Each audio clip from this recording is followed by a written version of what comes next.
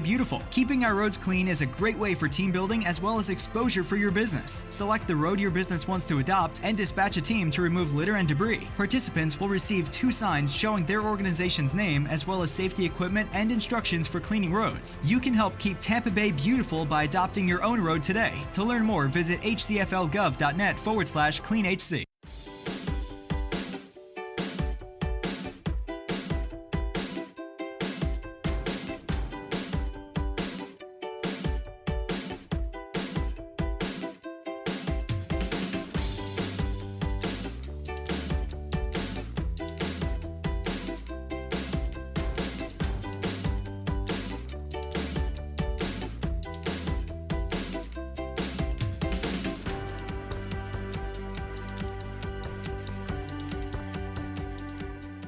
20 seconds is all it takes for a toddler to drown. In less time than it takes to post on social media or change the laundry, a child can slip out a door and silently drown. Nearly all the children who drowned last year in the Tampa Bay area were last seen inside their home. Visit PreventNeedlessDeaths.com right now to learn more about simple steps you can take today to save a child's life. So let's say that Tim here was returning to his vehicle only to find it missing. He may think it was either stolen or towed. Let's not worry too much, Tim. Hillsborough County wants you to know the rules and regulations should you find yourself stuck in this unfortunate situation. Here are a few rules and tips you should know. Rule number 1, permission to tow. Towing services need permission to tow from private property and must post signs with telephone numbers saying that the trespassing vehicles will be removed. If your vehicle is missing, look for a sign and call the number. Rule number 2, communication. As soon as your vehicle is delivered to the local towing facility, towing services must notify local law enforcement within a 30-minute time frame, and they must return calls from vehicle owners within 1 hour. Helpful tip number 1. Law enforcement can help motorists determine if their vehicle has been towed. If you don't see a posted sign, call the authorities on the non-emergency line. Rule number 3, retrieving your vehicle during a tow. Most people are unaware that you can still retrieve your vehicle while connected to the tow truck. For a drop fee of no more than half the towing rate, the tow truck operator must release the vehicle to its owner. When it comes to payment, tow truck drivers must accept the following: debit, cash, cashier's check, or money order. Rule number 4, personal property. If the owner is unable to pay the drop fee and their vehicle is in the hands of the towing company, owners still have the right to retrieve personal property from their vehicle. Helpful tip number 2. Having a registration and title in your name will make it easier to recover your vehicle. Tow companies will not hand over the vehicle if you are not the registered owner, unless you have an original notarized affidavit signed by the registered vehicle owner. Remember, Hillsborough County is here to help you. For complete, detailed information on towing rules and regulations, please visit us at hcflgov.net/consumer protection or give us a call at 813-635-8316. Tampa Bay is like no place else. Wait, you can't recycle the bag. You have to throw it away. Proper recycling keeps it that way for everyone. Bags tangle in machinery and can bring sorting efforts to a halt. No bags. Trash the bags and keep our recycling program moving forward. No, Mom, look. No plastic bags. Do your part to keep our recycling bag-free. Trash the tanglers or return them to participating retailers. For more information, visit TampaBayRecycles.org. Flossing in the morning is a really great way to keep your teeth healthy and start the day. But when you're through, here's what you do. Throw it in the trash, don't flush it. There's a problem lots of people don't know, called sanitary sewer overflow. A condition buried deep in the ground, inside a pipe where bad clouds are found. It's a problem we can all help solve, so throw it in the trash, don't flush it. Baby wipes, bandages, cotton pads, paper towels, dental floss, clog up bad. Medicines, kitty litter, cotton swabs, hair. Throw them in the trash, don't flush it. It just takes a second to do the right thing, so toss it and let's keep our pipes clean. Throw it in the trash, don't flush it. If it's not toilet paper, don't flush it. Even if it says you can, don't flush it. If you're having any doubts, don't flush it. One more time, don't flush it. This is Dave. Dave doesn't know his home's flood zone and was not able to heed flood warnings. Dave and his home are soaked. This is Noah. Noah is an informed citizen. He was warned in advance about potential flooding in his area. Noah took precautions. Noah is dry. And I saved the animals too. Good job, Noah. When it comes to flood warnings, be like Noah, not like Dave. For more information, visit hcflgov.net. Be safe, be informed, know your flood zone.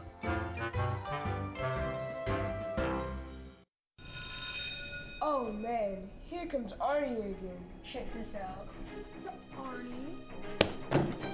What are you doing? You made a mess in my hallway.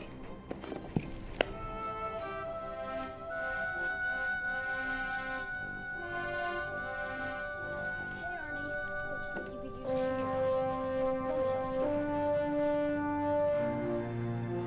You don't need superpowers to be a hero. Help make Hillsborough bully-free.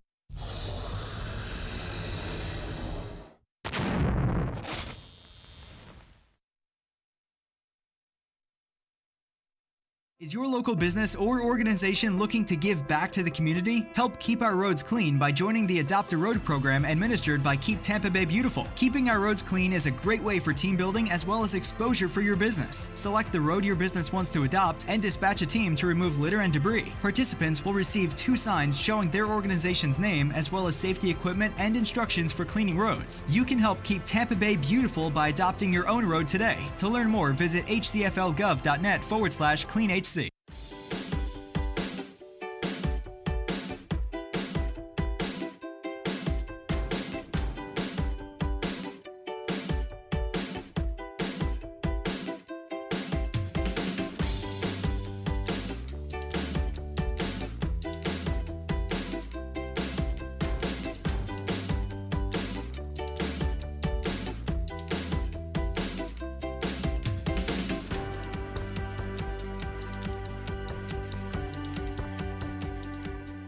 "20 seconds is all it takes for a toddler to drown. In less time than it takes to post on social media or change the laundry, a child can slip out a door and silently drown. Nearly all the children who drowned last year in the Tampa Bay area were last seen inside their home. Visit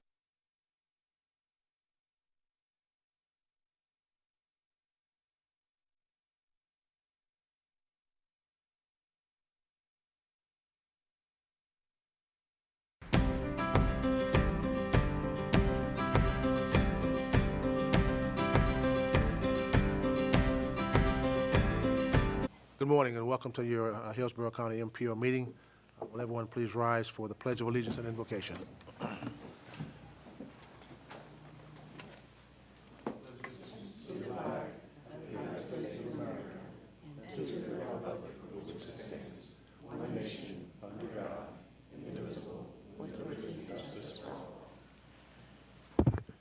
Our gracious and heavenly Father, we're so thankful that you touched us with your loving hands this morning to wake us to see another one of your beautiful days.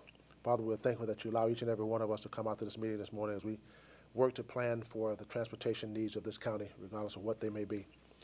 Father, we're a growing county. We must meet the needs of our citizens and give them exactly what they need, and we're going to try our very best to do that throughout this meeting and in future meetings to come. Father, we ask you to be with those that put the uniforms on to protect us each and every day, whether the military or first responders. Take them back to their homes, and their duty is done to find everything safe and sound. When our work is done here today, we ask you to take us back to our homes and find everything safe and sound. These are all blessings we ask in your righteous and holy name. Amen. Again, good morning. We would like to approve the minutes from the February 5th, 2019 meetings. And motion by Commissioner Kemp. Second by Commissioner Overman to approve those minutes. Seeing no further discussion, all those in favor, let them know by saying aye. Aye. Opposed likewise. Motion is adopted. We now move into public comment. I have 2 public comment forms here. The first one is Jessup.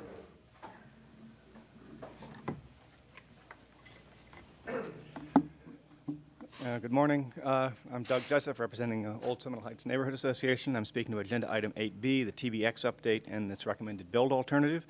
I'd like to start by raising the issue of credibility. I think it's clear that sources that routinely make false claims should not be trusted. Furthermore, I'm prepared to claim that every substantive claim made by FDOT regarding I-275 has been false and is demonstrably so. To take one example, in 2003-04, FDOT assured everyone that adding flyover ramps to Malfunction Junction would greatly improve traffic flow. $100 million later, nothing happened. Every nickel of that expenditure was wasted. Another example is the torrent of misinformation that accompanied the push for TBX a couple of years back, now, of course, rebranded as Tampa Bay Next. A third example is the litany of broken promises made to neighborhood associations over the years regarding noise abatement or aesthetic improvements or other forms of mitigation. These deceptions routinely were enabled by the infamous design-build process, which miraculously left no money at the end of the budget for any of those so-called mitigations or improvements. But the fundamental false claim that I'd like to address at the moment is the claim that I-275 is a critical piece of infrastructure vital to the local economy and that the proposed additions would improve traffic flow. This is in fact false on two counts, both of which are well documented in the literature. First, urban interstates provide no economic benefit. I-275 is not the spine of the local economy, but rather a malignant tumor, if you wish to continue the anatomical metaphor. Secondly, adding lanes has been shown not to improve travel times. This is, of course, the familiar phenomenon of induced demand. We have examples from all over the country, from Houston, from Los Angeles, from Atlanta, from Washington, from Miami. Whenever lanes are added, travel times don't improve. Finally, I'd like to say that, in fact, the best approach to urban interstates is to remove them. And again, there was an abundant literature on this, which you should familiarize yourself with. I fear that FDOT doesn't want you to know about it, but the fact of the matter is that removal of interstates has produced enormous economic gains in Portland, in Milwaukee, in Boston, San Francisco, Seattle, worldwide, in Paris, and in Seoul. This produces economic benefits, and as a matter of fact, it's cheaper than maintaining interstates. So the no-build option is the best of those on offer for I-275, but I propose that the no-maintain option is even better. You should stop dumping money into a failed project like I-275 that does more harm than good. Let it degrade, let it crumble, and when it's no longer drivable, blow it up, rip it out, and haul it away. Thank you for your time. Thank you. Next speaker is Rick Fernandez.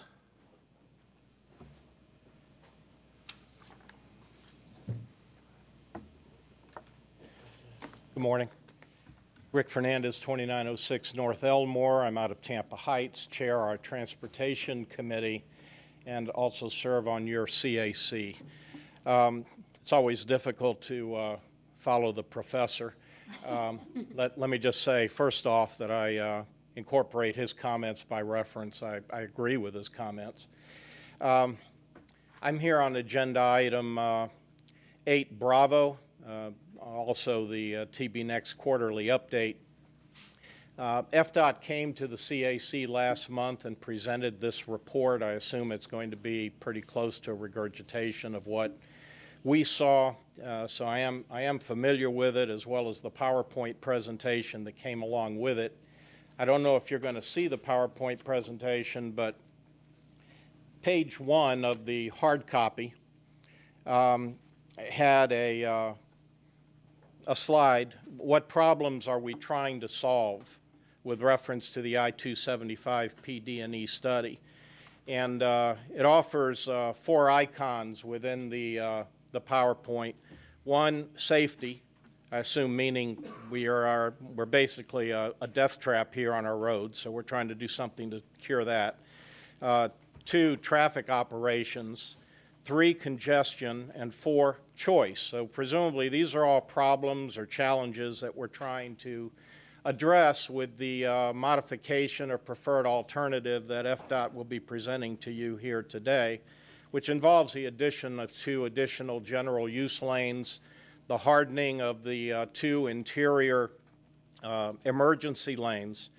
And my suggestion to you, and I hope that you'll pay attention to the presentation, maybe even ask some questions, is how is it that the proposed alternative that FDOT will be talking to you about here this morning solves or mitigates in any way, frankly, the problems that they've told you on the first PowerPoint slide that they're here to solve.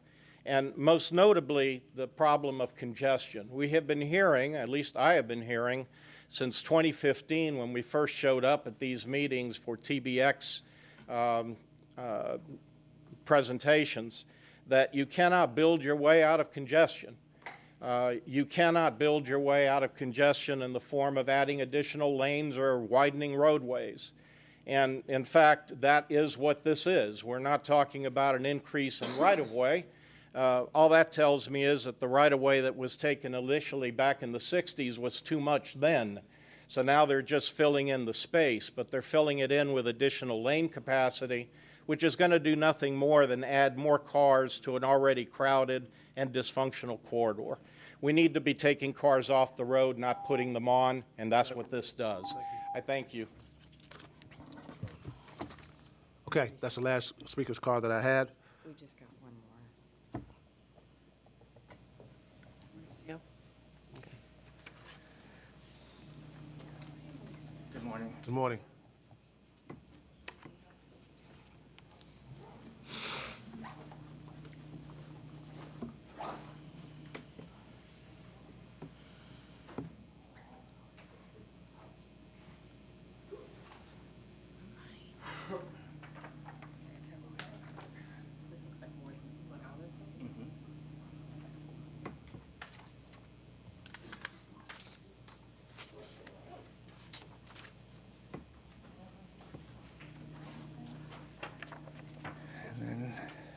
Doing this part here. Doing what? Before you're gone, who's working on the, because I have a PowerPoint presentation. It's in the folder, Okay, and it thanks. starts with Rosas. Just got it. Here we go. Excuse me, has anyone had a chance to vet this presentation? When did we get I it? didn't actually look at it. I got it very early. This morning? Well, you're actually getting a copy of the presentation too. Hold on before you do that.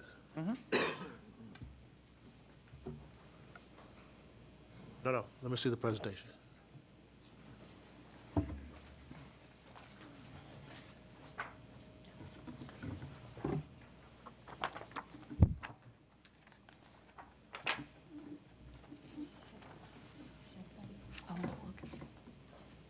There's two pieces. Always talking about One. Proceed. Go ahead. All right, thank you.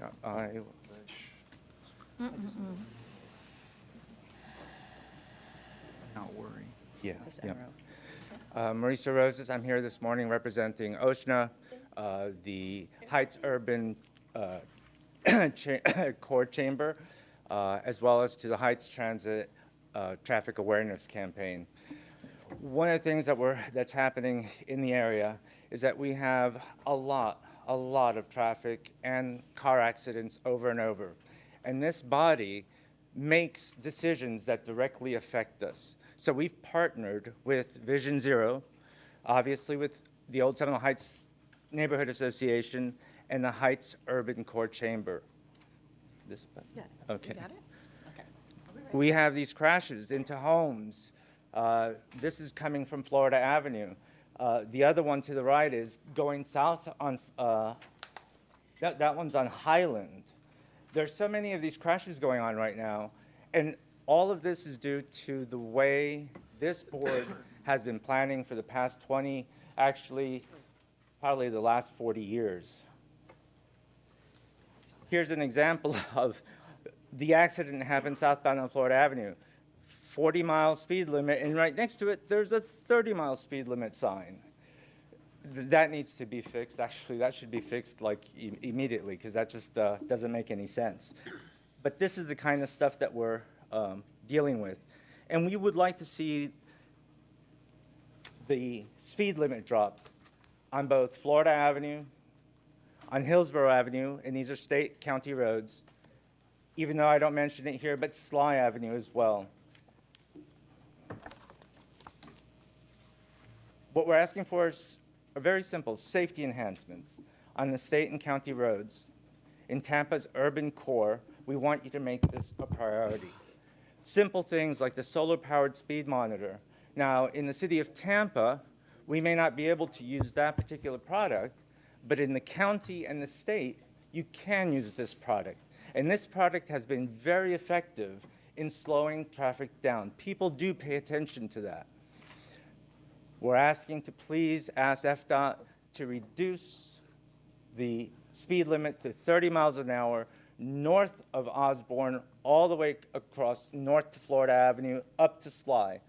We cannot afford the design that has been made by FDOT on 275, directly made so that it would come into our neighborhoods.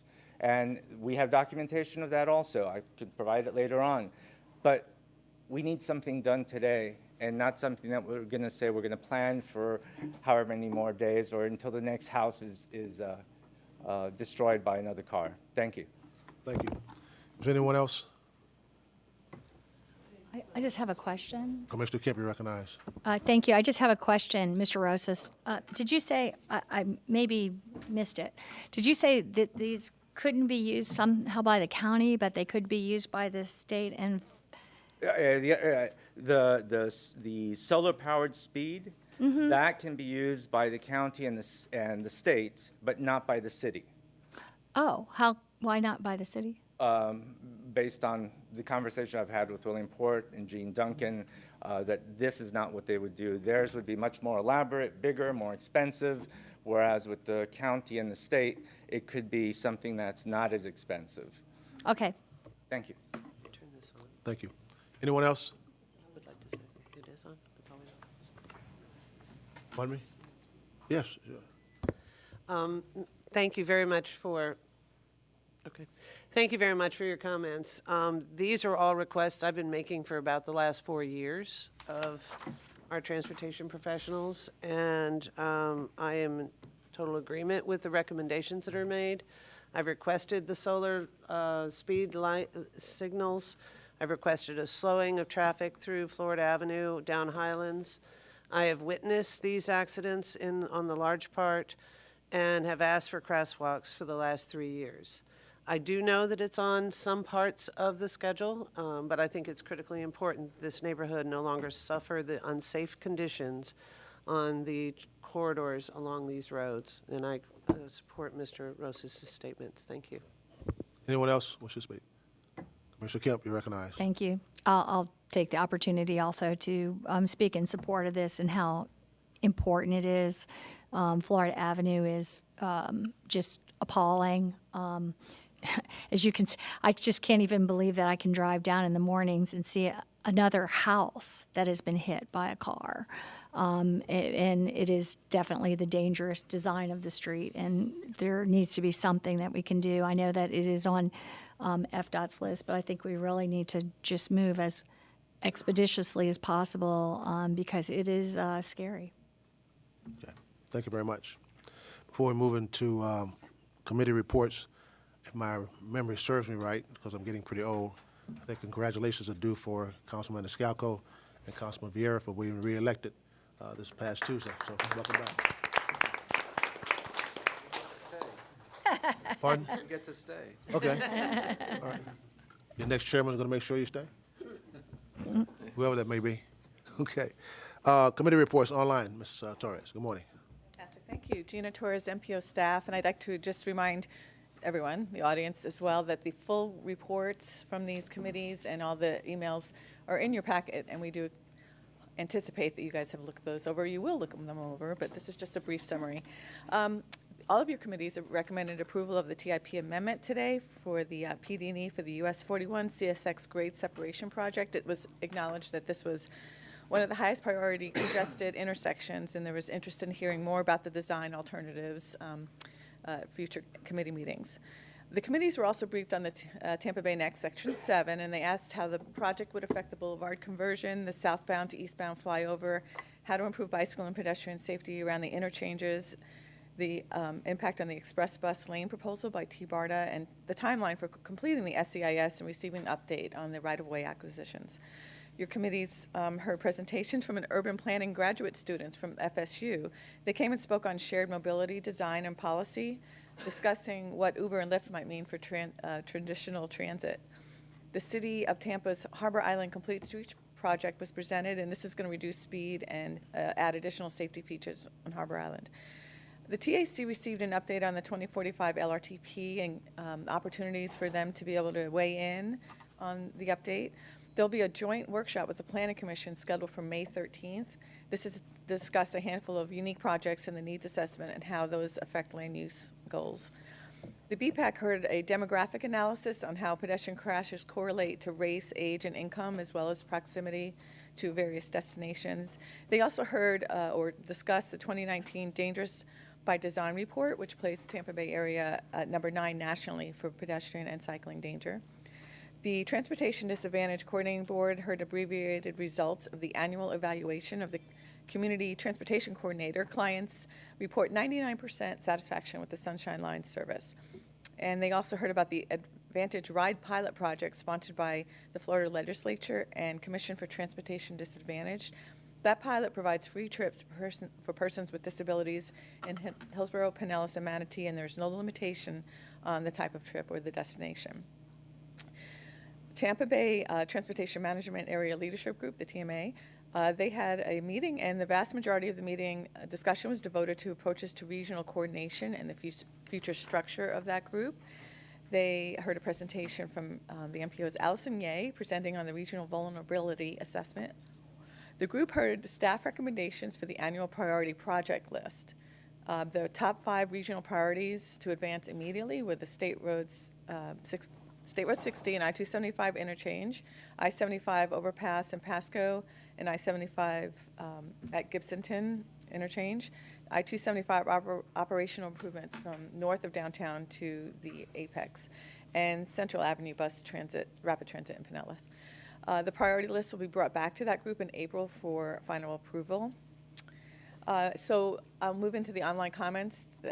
We had 2 Facebook posts, one from Michelle Cookson, one from Dana Lazarus, both kind of addressing the same topic of supporting a no-build option for TB Next, and that the interstate segments, they suggest that amendment to the 2040 LRTP that remove 2 toll lanes and instead accelerate and prioritize transit. Emails, there were just a handful of those. Michelle Cookson did respond to an email. It was about Mauricio Rosas, who had outlined their neighborhood-driven actions to move several initiatives forward, such as painted street murals, traffic calming, commenting on current projects planned in the community, and continuing Vision Zero sign waving and events. They are my champions when it comes to a community as a Vision Zero project manager. Dale Tyndall wrote a couple emails about his concern about congestion on I-275, the Franklin Bridge, and I-4 interchange. Dave Finnegan emailed with interest in TransX, solar-powered flying pods. Susan Boda wrote thanking Beth for her participation on a transportation panel. And Steve Henley wrote about SkyTran to commercialize aerial transit as a traffic solution in Tampa Bay. Those were your online comments. Any questions? Seeing none? Done? We're not done? I'm done. Thank you. All right. We're now on the consent agenda. May I have a motion to approve the consent agenda? So moved. Motion by Commissioner Kemp and second by Councilman Maniscalco. Seeing no further discussion, all those in favor, let it be known by saying aye. Aye. Those likewise, motion is adopted. Now, a special presentation on healthiest cities and counties challenge grant award. Ms. Ogilvy, this is a good one here. Good morning, Board, and congratulations on being recognized as a winner of the Healthiest Cities and Counties Challenge. 2 years ago, we entered. We made it to the top 10, and here we are as an award winner. Thank you so much. So, let's remind ourselves why we need to be concerned as an MPO. 50% of health outcomes are determined by policy, and we are certainly a policy board. And some of the things that we've been working on, Health in All Policies resolution that was approved earlier, as well as the work that we've done in creating a health atlas, thanks to the input of our community. Garden Steps spent time looking at health and food access. And we really want to spend some time thanking our partners, Ms. Lena Young-Green and Ms. Kitty Wallace, for their work with children and gardening. Aetna was able to use their work to spread the word nationally about what the need to eat healthy foods, and community gardening being part of that formula. Ms. Kitty spent a lot of time getting our seniors to remember to eat their vegetables, and let me tell you, that is one tough crowd. But Ms. Kitty got some converts, and so congratulations. We entertained, we want to thank Hart, who could not be here today, but they were helpful in spreading the word along our corridor, the transit corridor downtown, with reminders about being healthy and access to healthy food. We want to thank the City of Tampa in many ways for their first signs for pedestrians and bicyclists and connecting that to a community garden. Mr. Ed Johnson for his work in getting us along the 22nd Street corridor and our pop-up garden. We want to recognize the work of our community members who showed up and put a community garden in place last year. And now for the big piece. We have with us representatives from Aetna who have traveled to come and recognize you all. Ms. Sandra Lozada, I hope I didn't miss that, will address you at this time. Morning and welcome. Good morning, thank you. I am here as well with Brooke Zahardi Tannery. Kathy Aguirre wasn't able to make it, but we're pleased to be here, just in recognition of our ongoing commitment to support communities that really focus on community health and well-being, recognizing that the Metropolitan Planning Transportation Partnership with the Garden Steps program really was able to obtain one of the 8 runners-up statuses for this award. So we'd like to present this award of $50,000 to the organization.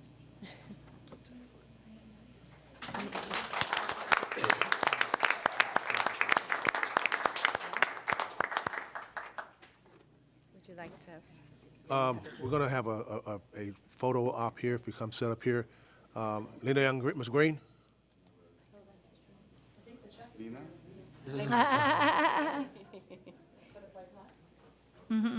Just hold it in front of you. And Michelle, if you would come up. Yeah, would you sit? And then board members, if you would come up and stand right behind. Let me say job well done concerning this award. Ms. Ogilvy, I know it, and Ms. Green have been working this a long time. And excuse me. And I want to say congratulations, and eating vegetables sounds like my wife every day. Eat your vegetables, eat your vegetables.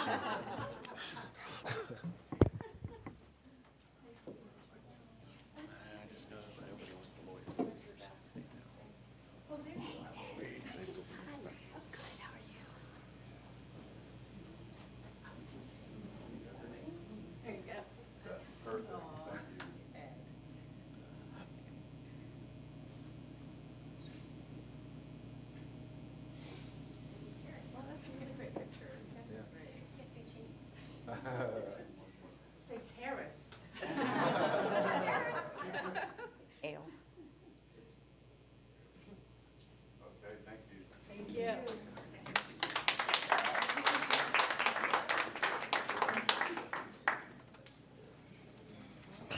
This is awesome. Hey, how are you? Nice to see you. Wait. I have lost 10 pounds, and I'm not trying to get it back. Yeah, thank you. Okay. Thank you very much for that presentation. We really appreciate it.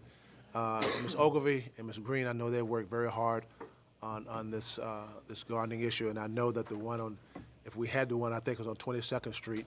I don't know what happened to it. Is it still there? We'll bring it back. Bring it back. And if the new mayor has a problem, tell him to call me. Whoever that may be. Okay, action items. TIP amendment for US 41. Good morning. Good morning, Sarah McKinley, MPO staff. This morning I have a Transportation Improvement Program amendment for you. Just as a quick reminder, the TIP is the 5-year work program. It's effective October 1st through September 30th of every year. In June, we're going to have another public hearing. We update it every year, and then we process amendments as needed. This amendment is for the CSX grade separation at US 41, just south of Causeway. This is one of the major access points to South County, which is the fastest growing portion of the county.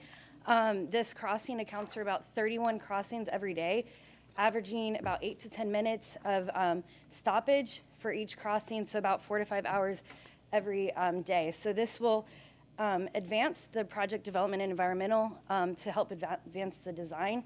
So this is the current project in the TIP, and then we have, here you can see, $1.45 million that's being added to the PD&E to help advance the design and hopefully in the long run advance the project. So we are asking that you recommend approval of this amendment. If you have any questions, please let me know.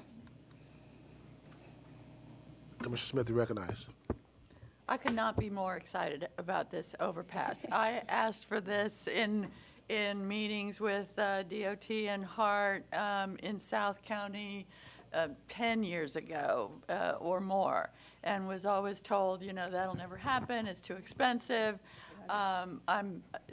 This railroad crossing here can slow you up for like 15 minutes, 20 minutes sometimes, backing up traffic. I know they're not supposed to stop that long, but they go and then they back up and then they come back again, and it's just very exciting to me to see this opening up. This will help the north-south corridors with I-75 as well. People are, you know, avoiding 41 now and going out of their way to go 75 because of the train. So I just can't wait.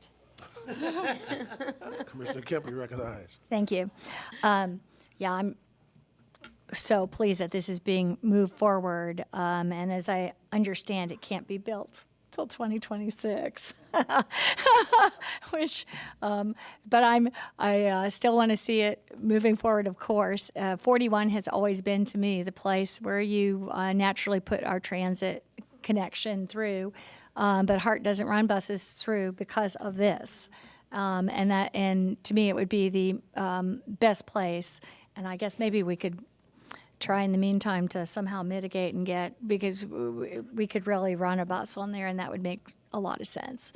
But I'm happy to see it moving forward. Okay.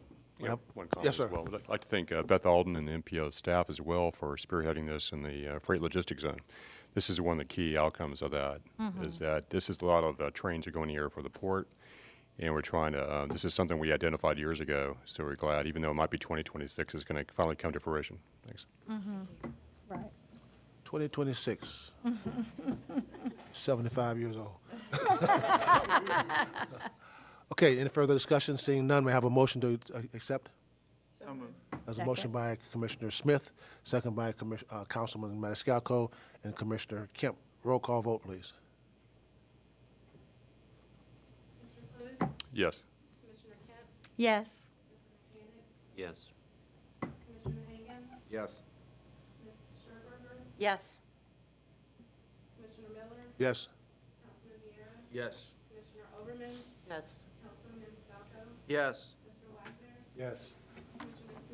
Yes. Yes. Thank you. Thank you. Very much. Status reports. School Transportation Working Group. Morning.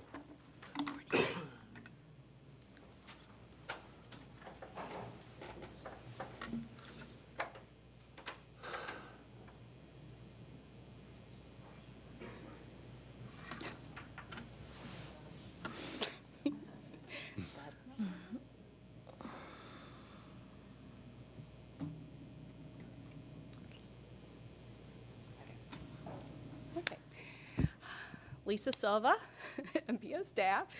I've been, some of you are veterans to this board, have seen some couple of your previous updates.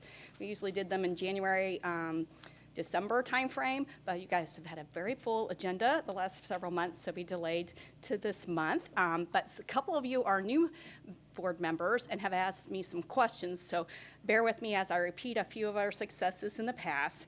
Full disclaimer, I'm very passionate about this topic. I'm a mom and work with the school group across the street at Rampello, getting safe field trips to and from all their events.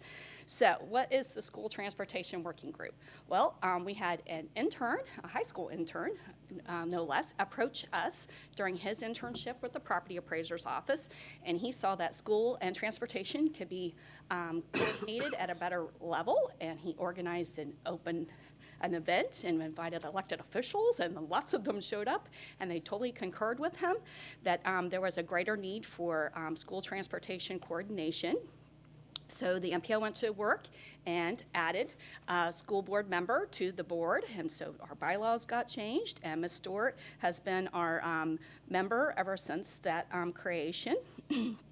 We got organized by direction of the chair to create a committee group. We called it a working group because it's not like our formal committees where we get to work, and we rolled up our sleeves and we started addressing the many things and tackling this fresh in April of 2016. We held our last meeting in its current form in December of this past year. So as we know, there's a lot of, it might be apparent to many of us, but I'll hit some of the highlights. We have the 8th largest school district in the nation. It is our largest employer for the Hillsborough County. It transports 90,000 students. It has more school buses than our transit agency. Tampa has a long commute. We're working hard to address that, but we do have congestion, and we've gone we are still ranking very high in most dangerous for walking and biking in the United States. So there's a lot of reasons to address these things, in particular with a look at schools. So who was on our working group? Well, we had lots of the different departments of the school district, because decisions being made in the magnet department were significantly impacting transportation, and they had no idea until we said, why did you pick that school versus this school? So we got transportation at their table. Some of the attendance boundaries significantly impacted transportation.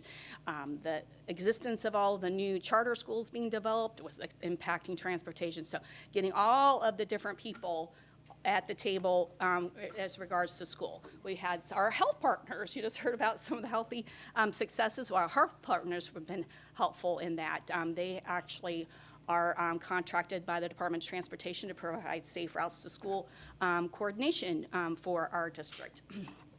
Having all of the E's, I call them, engineering, education, enforcement, evaluation, et cetera, at the table. So law enforcement was there, the various jurisdictions were there. So that's one of our biggest successes, and what was the purpose? Was establishing a dialogue between all of these groups so we could identify and address and prioritize the issues.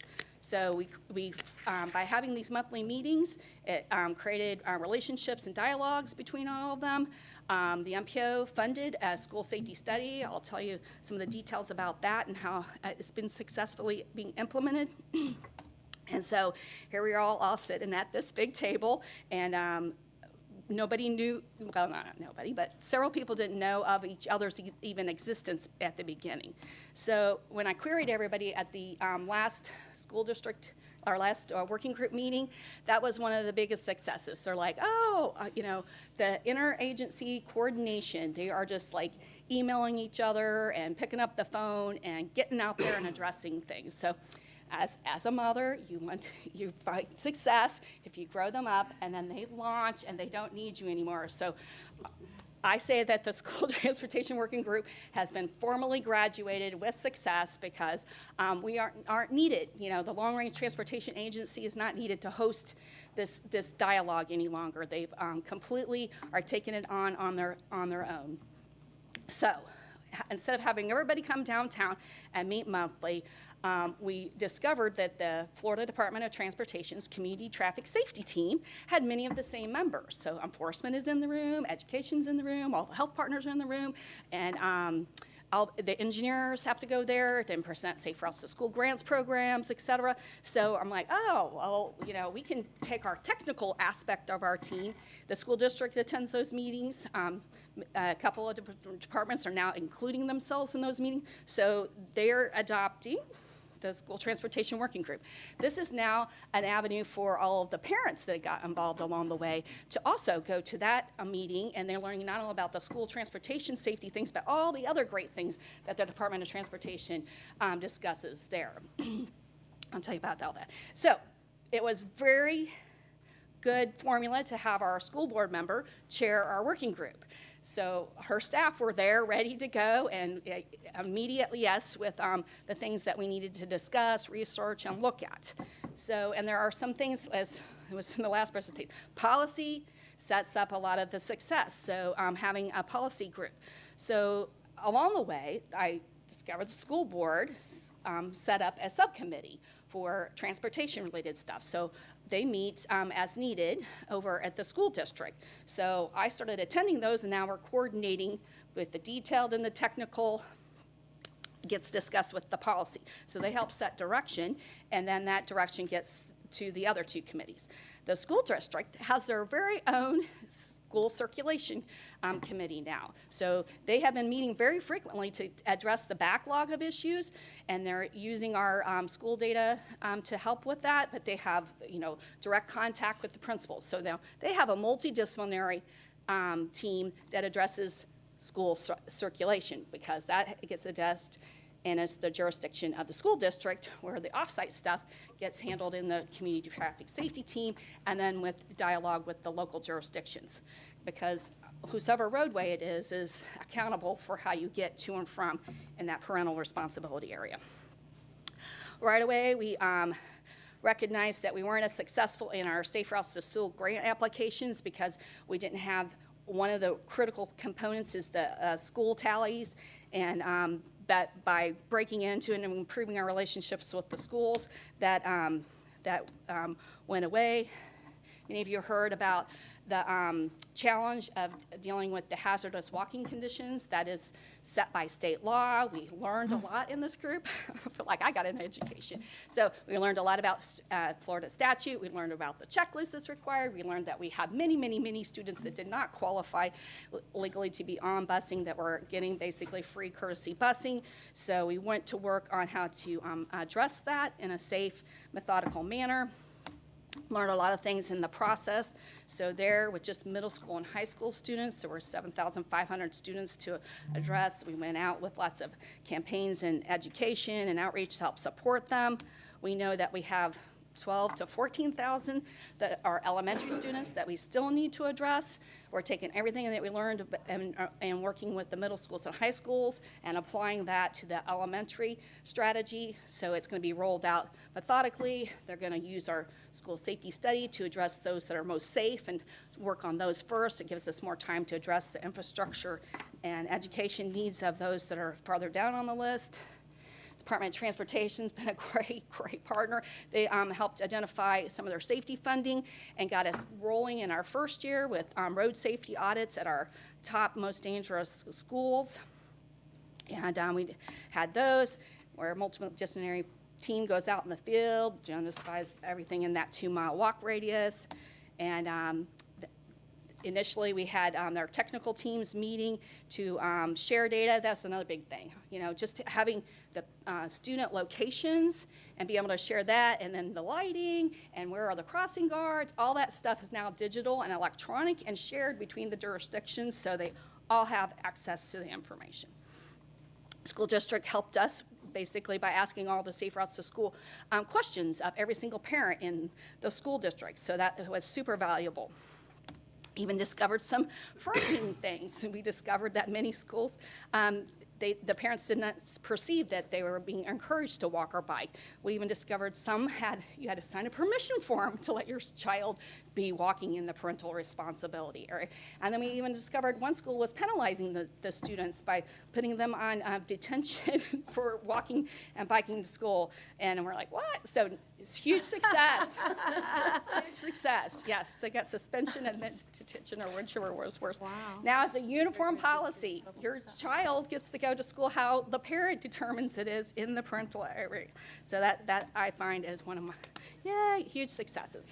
We looked at equity. Our group learned about our communities of concern and that we have communities that would be more beneficial to, so all things being equal, when we went through the school data, if you had the same number of crashes and the same proportion of students, but you were in a community of concern, you got higher on our list because your parents probably don't own a vehicle, and so it would benefit you to have the infrastructure in your community addressed sooner than the other school. So going to go fast on the schools. If you say you guys have seen it, you adopted it, thank you very much. But some that are new, and it's not bad to remind you that this exists and it's online and you can use it, and I'll tell you how we've been using it. So first we prioritize the schools, define the type, because an elementary school is different than a K through 8. A charter school is different than a neighborhood school, so we looked at the different types of schools. We layered them with that Florida statute defined walking area, looked at the number of crashes total, looked at the number of crashes specific to the school age group, looked at the total of crashes during school days and school hours, did a screening, then we screened for those equity issues. If you were in a free and reduced lunch area, got some bonus points. Communities of concern, looked at the results of that survey that went out district-wide, and whether you were on an arterial road versus a brick-lined street in Tampa, city, South Tampa, that's completely different. So we got those all ranked, and it's super data. So we came up with our top 10. We had funding enough to do the top 10 that were most dangerous and do the detailed field reviews. They came up with a list of systematic and site-specific recommendations to address the things. Some could have been lighting, some sidewalk connectivity, some signage, so then it was all sorted in high, medium, and low. So there were, and long, mid, and short term. So you could have like your low-hanging fruit, your bigger planning for the longer term things. Our jurisdictions love that, giving them planning level costs so they could, and they've already started working on it. They've implemented many of the things. And then that school district committee, they have their own list because it was city's list, the county's list, the school district's list, the Department of Transportation's list. They're all taking their lists and starting to work through them. So can't tell you how proud I am of all the work that they have done. One of them, Sulphur Springs, was in our top 10. So that was the natural candidate for and won an award for the Safe Routes to School this past year. Again, they're like much easier and not so hard to prepare and do any longer because everybody's talking. Lots of outreach, because again, nobody had heard about this. There wasn't really an avenue for this discussion before. So especially when the busing came up, we went out and helped them know what resources are out there. I've been to the PTA, the Parent Teacher Association's trainings, so then they learn about all the resources that we have. They've all discovered and have fallen in love with Vision Zero as a thing. I've been to the principals' councils, so, like the charter school principals don't get the same communication I learned that the traditional principals do, so they were like, oh my gosh, I didn't even know about that. Discovered that they have private crossing guards, and I'm like, what? So, again, talk to you more about that. Discovered that Pasco County, just across the border, has this adorable safety town. So everything's in miniature, the city hall, they learn how to cross the crosswalk, they get a sticker if they put their seatbelt on correctly. Totally adorable. But worked out an agreement where all of our students can go visit theirs for a free field trip. It was one of our most attended info barbecues ever. Oh, okay. That's great. We set up, this is at Cleveland Elementary a few Saturdays back, where had a contest with the art department. I'm talking about art saves lives as well as paint saves lives, because the student that won's design is being implemented here. And then the Department of Transportation has a competition with the high school level. So the image there on the right is those traffic signal wraps. so that they took safety messages and turned them into art. This is not one of those, but it was a good representation.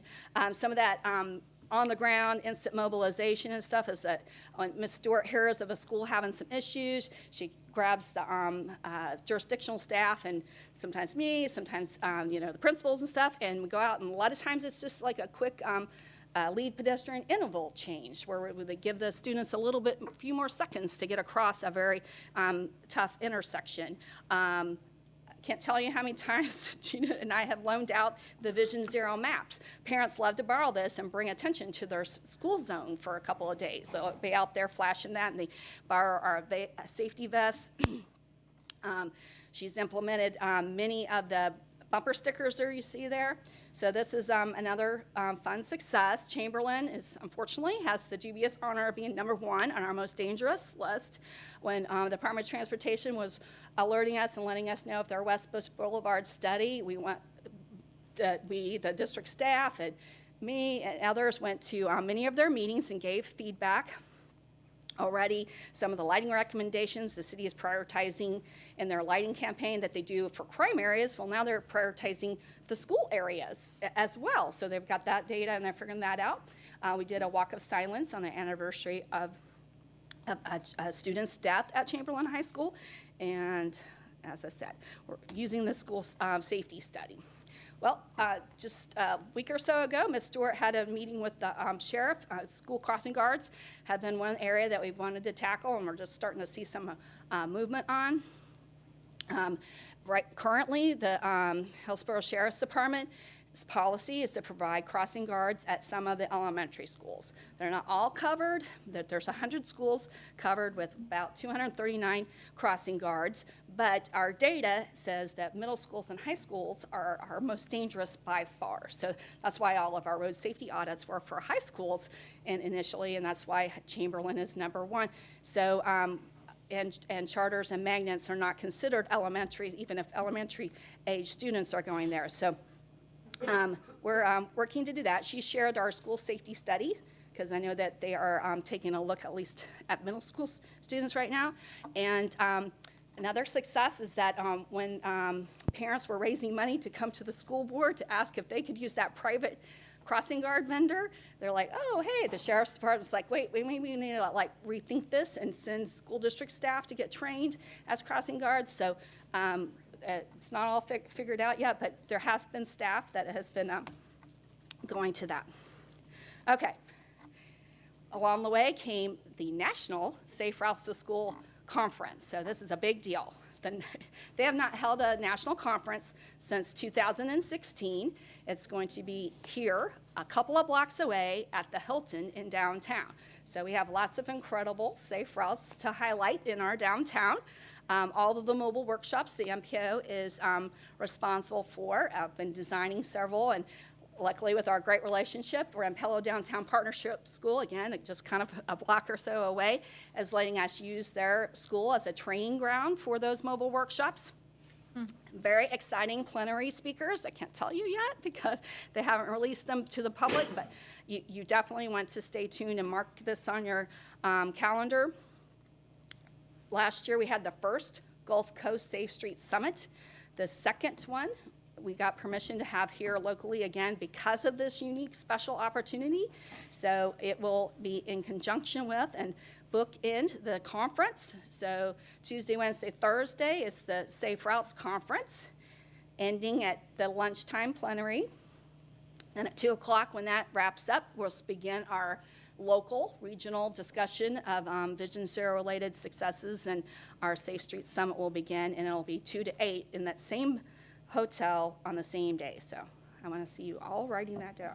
Okay, and fun fact, there's only 36 sessions, but they've already received 182 applicants to compete for those 36 sessions. So I think it's going to be extremely good. So what are we doing moving forward? Well, we're going to continue our outreach and education as we do through Vision Zero and our partnerships and stuff. continue to work and implement the school safety study recommendations and provide support. We don't have the monthly meetings, but I am still constantly contacted and working on this hot topic. So again, the community traffic safety teams are a really great opportunity for public people to continue their participation. The school board meetings are open for the public and hosted at the school district, and those are advertised online. And then the school district staff involve all of the jurisdictions. And I was remiss that I have a couple of the members did come today to get recognized. And so let's see, I'll pick, okay. William Porth is definitely here, and Jamie Warrington, and then Rachel Chase with the health department. So if you will stand and be my school heroes. And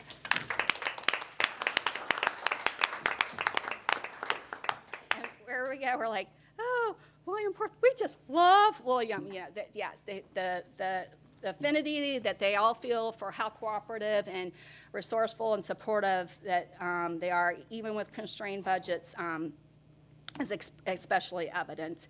And then just a little shameless plug that each summer in June, we have Future Leaders in Planning, which is another opportunity to involve children in our education and our transportation efforts.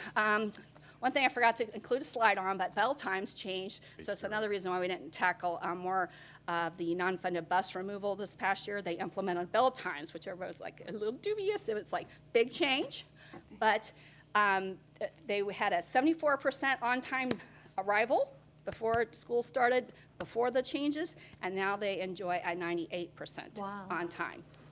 Just by that change alone, and I think we've survived the congestion in the morning commute just about as painfully as before. So, and they've identified some things to get that to 100%.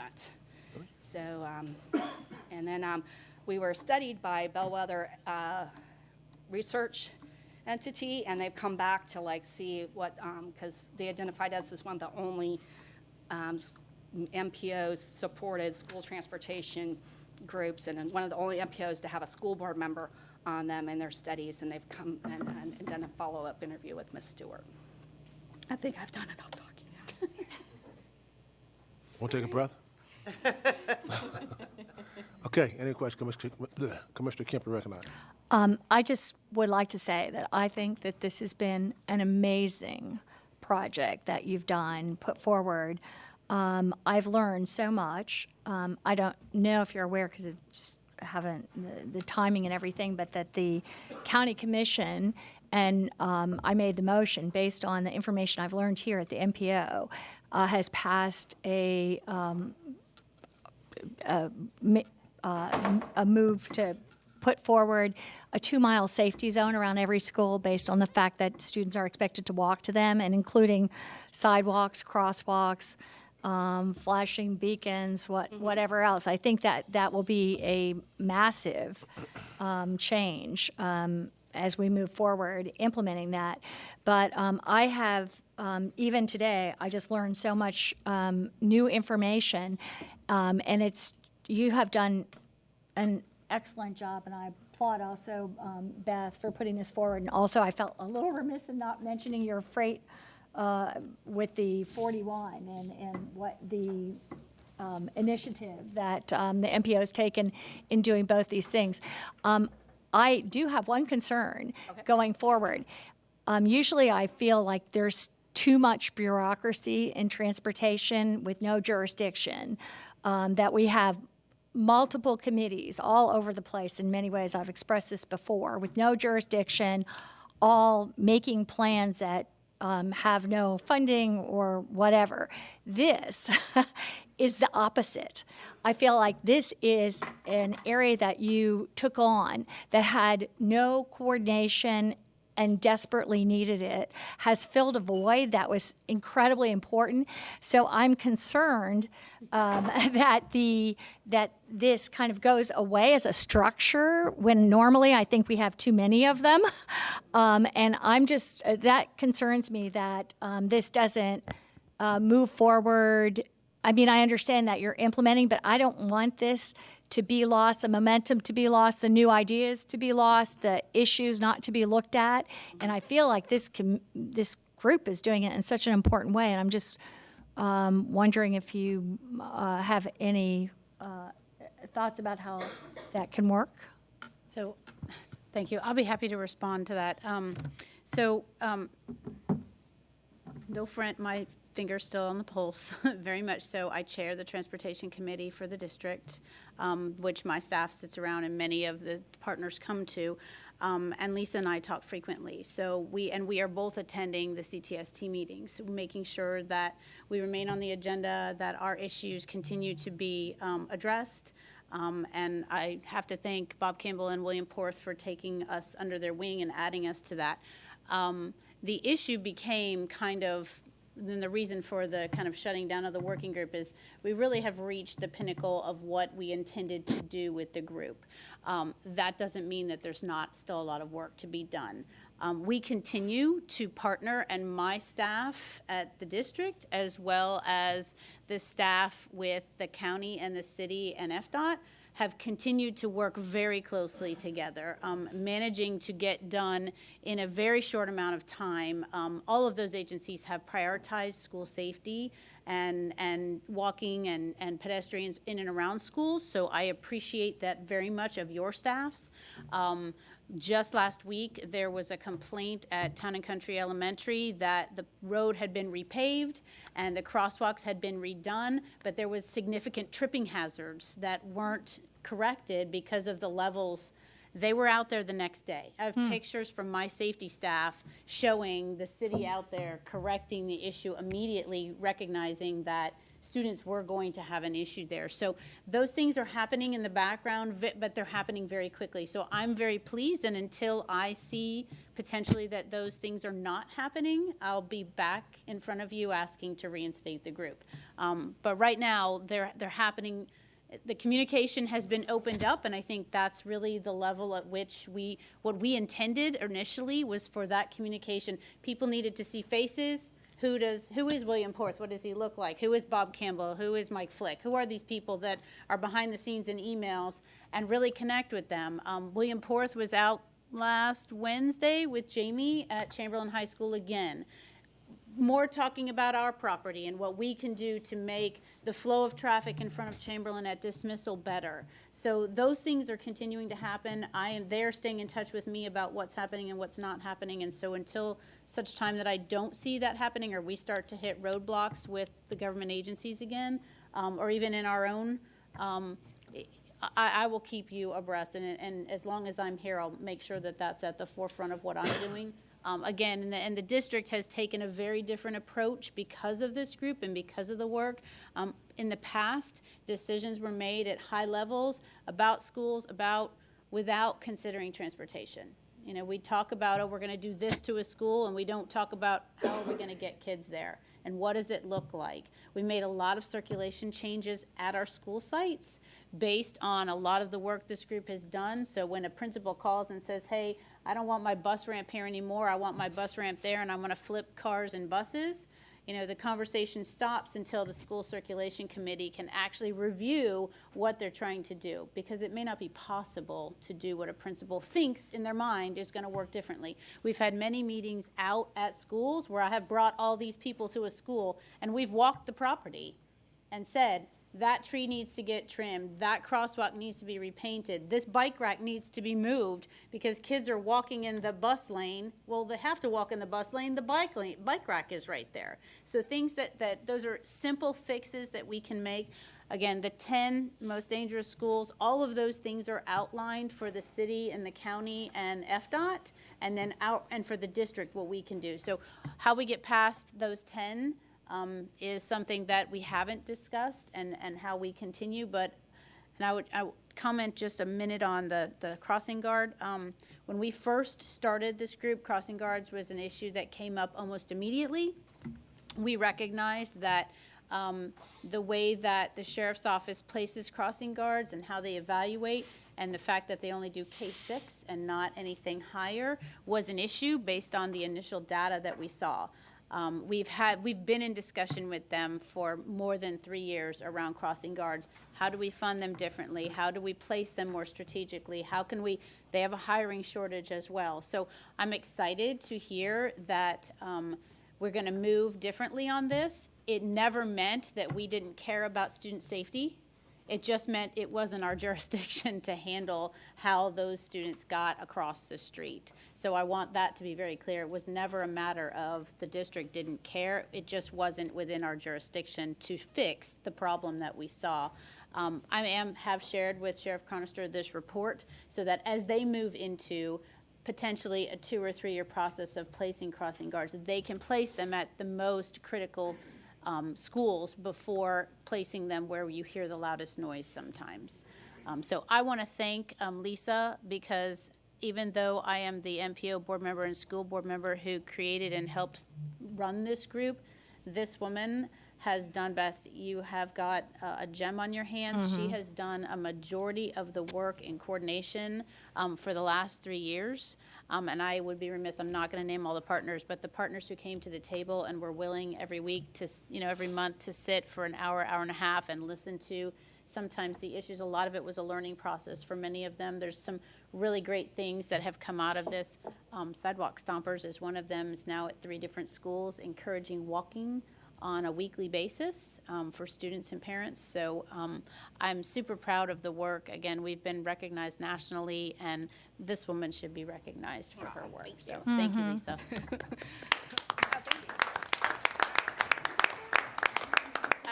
One follow-up is that we have future implementation and refinement of, like, I call it School 13 through the rest.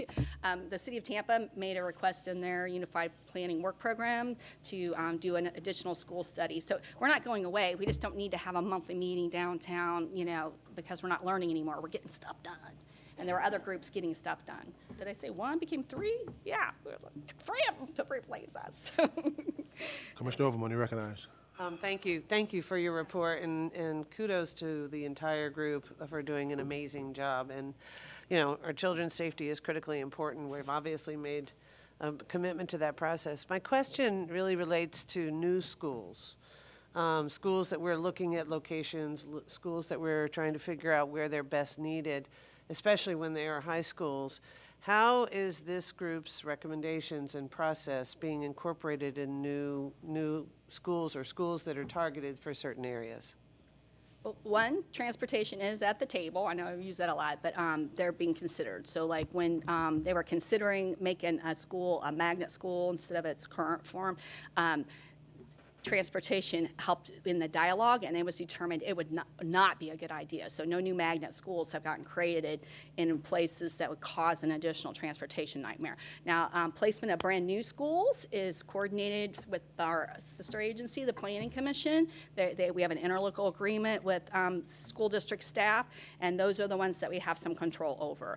Fortunately, we don't have control over where charter schools go, but Ms. Stewart's crack team of land use planning professionals do try to guide them. They're like, oh, South County, we could really use some help down there, and we don't, so they try to give them guidance. They just can't force it, but they definitely spend time providing advice to the developers of charter schools and both staffs. In fact, they have the only way I learned about school transportation initially was to go to their bi-monthly land use coordination meeting, where I would hear about the architecture of the school and where we're going to place this new TT high school. They tried several locations before they landed on the one, and it still might not be ideal because we don't have a large transportation network in South County, but it was the lesser of all evils. And they have public hearings just like we are required, and they get feedback from the public. So there is a defined process. They don't just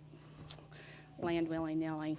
So I would answer Ms. Overman, it depends on whether we're building in an area that there is nothing built there, or where we're building, for example, our new high school, which is off Balm Road, which is right now a 2-lane road with 1 entrance in and out of that school.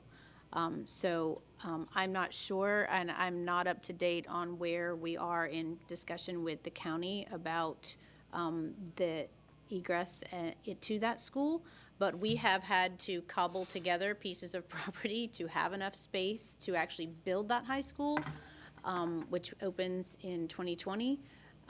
So I'm not sure where we are. I know there are concerns from the residents down there because they see what's happening, and they are anticipating a high school with incoming traffic, both buses and student drivers. So I would have to follow up with Bob Campbell and find out if there is any conversation about additional turn lanes or any kind of lighting. Are you aware, Lisa? I don't know the details of that specific school, but I do know from past discussions that their staff and the Public Works Department do dialogue about that, and they do exceed the state requirements for that. So if they're determined a longer queuing line would be needed because of the dynamics of that school, they're very cooperative in getting that built, because that is the developer, the school district. They have that, where they don't with private schools or charter schools. Yes, and fortunately, both entities have new funding sources, so that's helping us to address some of these issues that we didn't have access to before. And then some of the nightmares that come are like inherited developer agreements. We build this beautiful subdivision, and you can have this little remnant over here for your school, and it's not the best if you look at the big scheme. But again, school district staff does the best they can to negotiate that, because they are involved in the rezoning processes. They do review all those things. Thank you. Thank you very much. Okay, thank you very much. We appreciate the presentation. Tampa Bay next quarterly update. Good morning, David Gwynn, FDOT District 7 Secretary. You pull that up for me? All right, while she's pulling that up, I wanted to bring a couple things up. I know they were mentioned earlier in the meeting. I just thought I'd provide a little bit of information. We have been working real closely with the cities and the county regarding things like speed feedback signs. You probably, if you've driven around the county recently, you've seen a whole bunch of them come up along Bush, Highlands, a bunch of other roads. So we are slowly getting them out as we can. We were also putting in a number of protected crosswalks. We've got a number of them coming up soon out on Bush, both east and west of the interstate. We're looking into Heights area for other places. So unfortunately, some of these things don't come as quickly as we'd like, but they are coming. We're putting more and more money on it every year, and so you should see more of those types of benefits. We're also working to look to find ways to address speed management.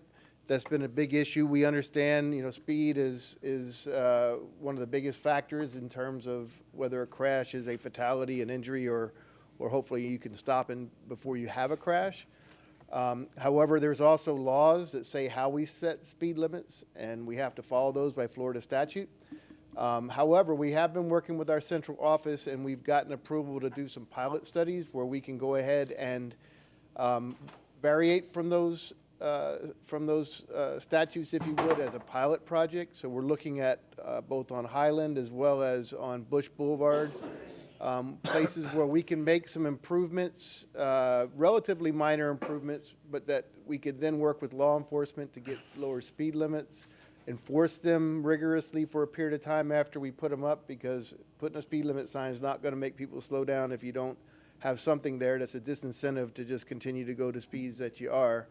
And then if those pilot studies are successful, to allow them to let us to start looking at experimenting with lowering speed limits and putting in some types of improvements that might justify that lowering in a much quicker way than we are now. So we're working very closely. You should see one of the ones we're doing right pretty quickly is we've got a resurfacing project on Bush that is to the west of the interstate.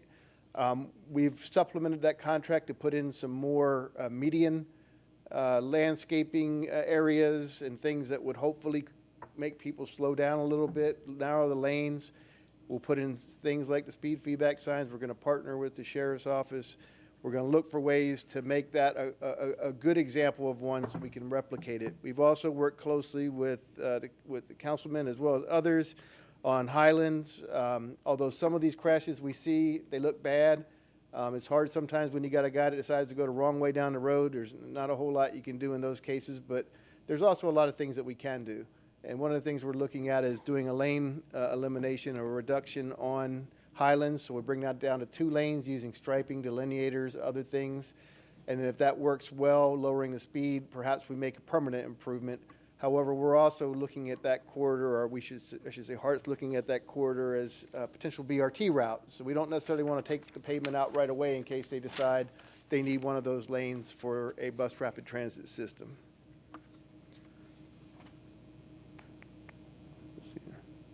All right. Well, I'll start on the Tampa Bay Next update. First, just real briefly, a lot of people ask us about Brightline. We are currently still in negotiations with Brightline. I say we're in the early stages, even though we've gone to our second 90-day extension. Right now, from what we understand, Brightline has not selected where they want to land in Tampa, and so it's a little hard for us to negotiate the lease when we don't know exactly where they want to exit the I-4 corridor, but we'll continue to work on that, and hopefully we'll come with a solution that will allow them to come into Tampa. We continue the ongoing public involvement. I will say that although sometimes it may not seem like it, over the last 2 to 3 years since we've really reset the Tampa Bay Next program, there are a lot of improvements that are being made as a result of input we receive at these meetings, including a lot of improvements that are safety, transit, other improvements. We focused ourselves to look at trying to address those comments we receive. We know that modal choice and safety are big desires of a lot of the community, and so that's why you've seen the increased funding for transit, the increased funding for safety, especially in the urban core. I just showed this again. As you know, a lot of what we have in Tampa Bay Next is interstate modernization. It's broken into 10 different segments, and today I'm just going to talk about a couple of them. We are in the supplemental environmental impact statement. This is a 2-year-long study working directly with Federal Highway Administration. It's part of as the SEIS, FDOT is considering a no further action alternative, as well as build alternatives that will include express lanes for both the West Shore and downtown interchanges and the corridor that connects them, as well as no build alternative. We're currently preparing draft documents. We're about halfway through that process. All of our plans and documents for the SEIS will remain in draft form and open for public comment until after the public hearing in 2020. We're working towards a public workshop this spring. I expect that to be in May, at which time we'll talk about where we are in more detail with the public. I did want to mention West Shore Interchange. One of the things we had tried to do was we knew there's a lot of areas that we don't have consensus on right now, a good example being the downtown interchange. We also were looking for places where we did have consensus, and the West Shore Interchange seems to be the one area that we're finding a lot of consensus and not very much opposition. But we know that in order to satisfy the needs of the West Shore Business District, the airport, and all the roads that come in and out of that area, we need something that's going to do a lot with express lanes and with general purpose lanes. And you can see right there, that's essentially what it would look like under the proposed design. We own almost all the right-of-way. The remaining right-of-way we need to buy is funded, and it's also only business impacts. There are no residential impacts. And so this is the project that we've kind of listed now as the priority for the Tampa Bay Next program.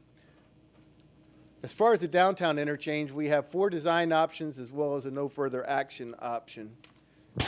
We're working with with our study team to look at ways that we can minimize impacts. As you know, the Tampa Interstate study and the original Tampa Bay Express program had a very wide footprint for the downtown interchange. We've worked very, very hard to try to find ways to either eliminate or at least reduce those impacts. We have 2 alternatives that significantly reduce the impacts from the 150 to 200 parcel range that we had previously down into the 30 to 50 range. And of course, we'll continue to evaluate the no further action alternative. We currently have no funding for right-of-way or construction, nor do we have, is that really something that we're pursuing at this time. The project I wanted to talk to you today about a little bit more was the I-275 corridor north of Interstate 4. And as you may remember, one of the first things we did with the Tampa Bay Next program reset was we agreed to eliminate express lanes north of I-4 along I-275 and said we will work to not have any impacts to right-of-way along the main line. That was in response to public input. It was in response to the concerns that were expressed to us at a lot of our public meetings. However, we felt like we did need to do certain things north of there because it is the largest crash corridor in the district. We have over 1,500 crashes a year in the area, and we also have a lot of operational issues. I know that there's a concern about what this project that we're proposing could be. So today, hopefully, I can allay some of those concerns. First, I'll talk to the transition project. The transition project goes from Interstate 4 up to MLK, because that's considered part of the SEIS that we're still working on, but that is a transition project.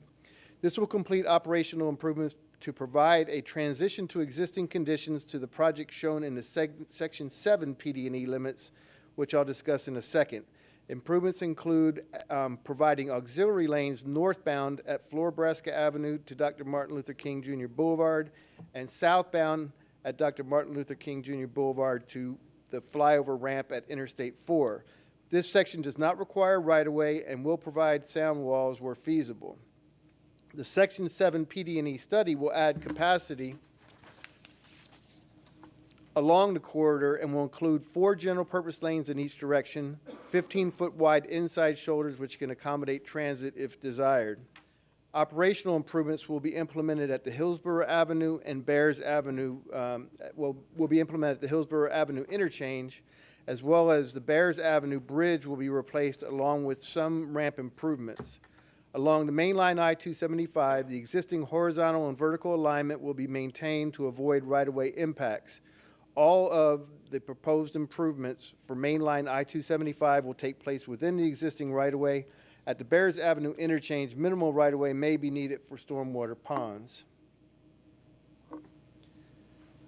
This is just a graphic that shows kind of the improvements that will be part of the transition, and you can see a yellow there where we add the pavement in there. We know this won't solve the overall problem, but what it does do is it allows us to move some of the merge and weave areas around so that the traffic that in the turbulent areas where we see a lot of side swipe, lane diving, and those sort of things, we'll be able to take care of those and isolate those from the main flow of traffic. This is the preferred typical section for that area. As you can see, it's all within the existing right-of-way. We are adding sound walls along the whole way. We'll also be adding 1 general purpose lane in each direction and the shoulders. One of the other benefits to adding the shoulders is that as this is a primary evacuation route, those shoulders could be used during an evacuation as an additional lane.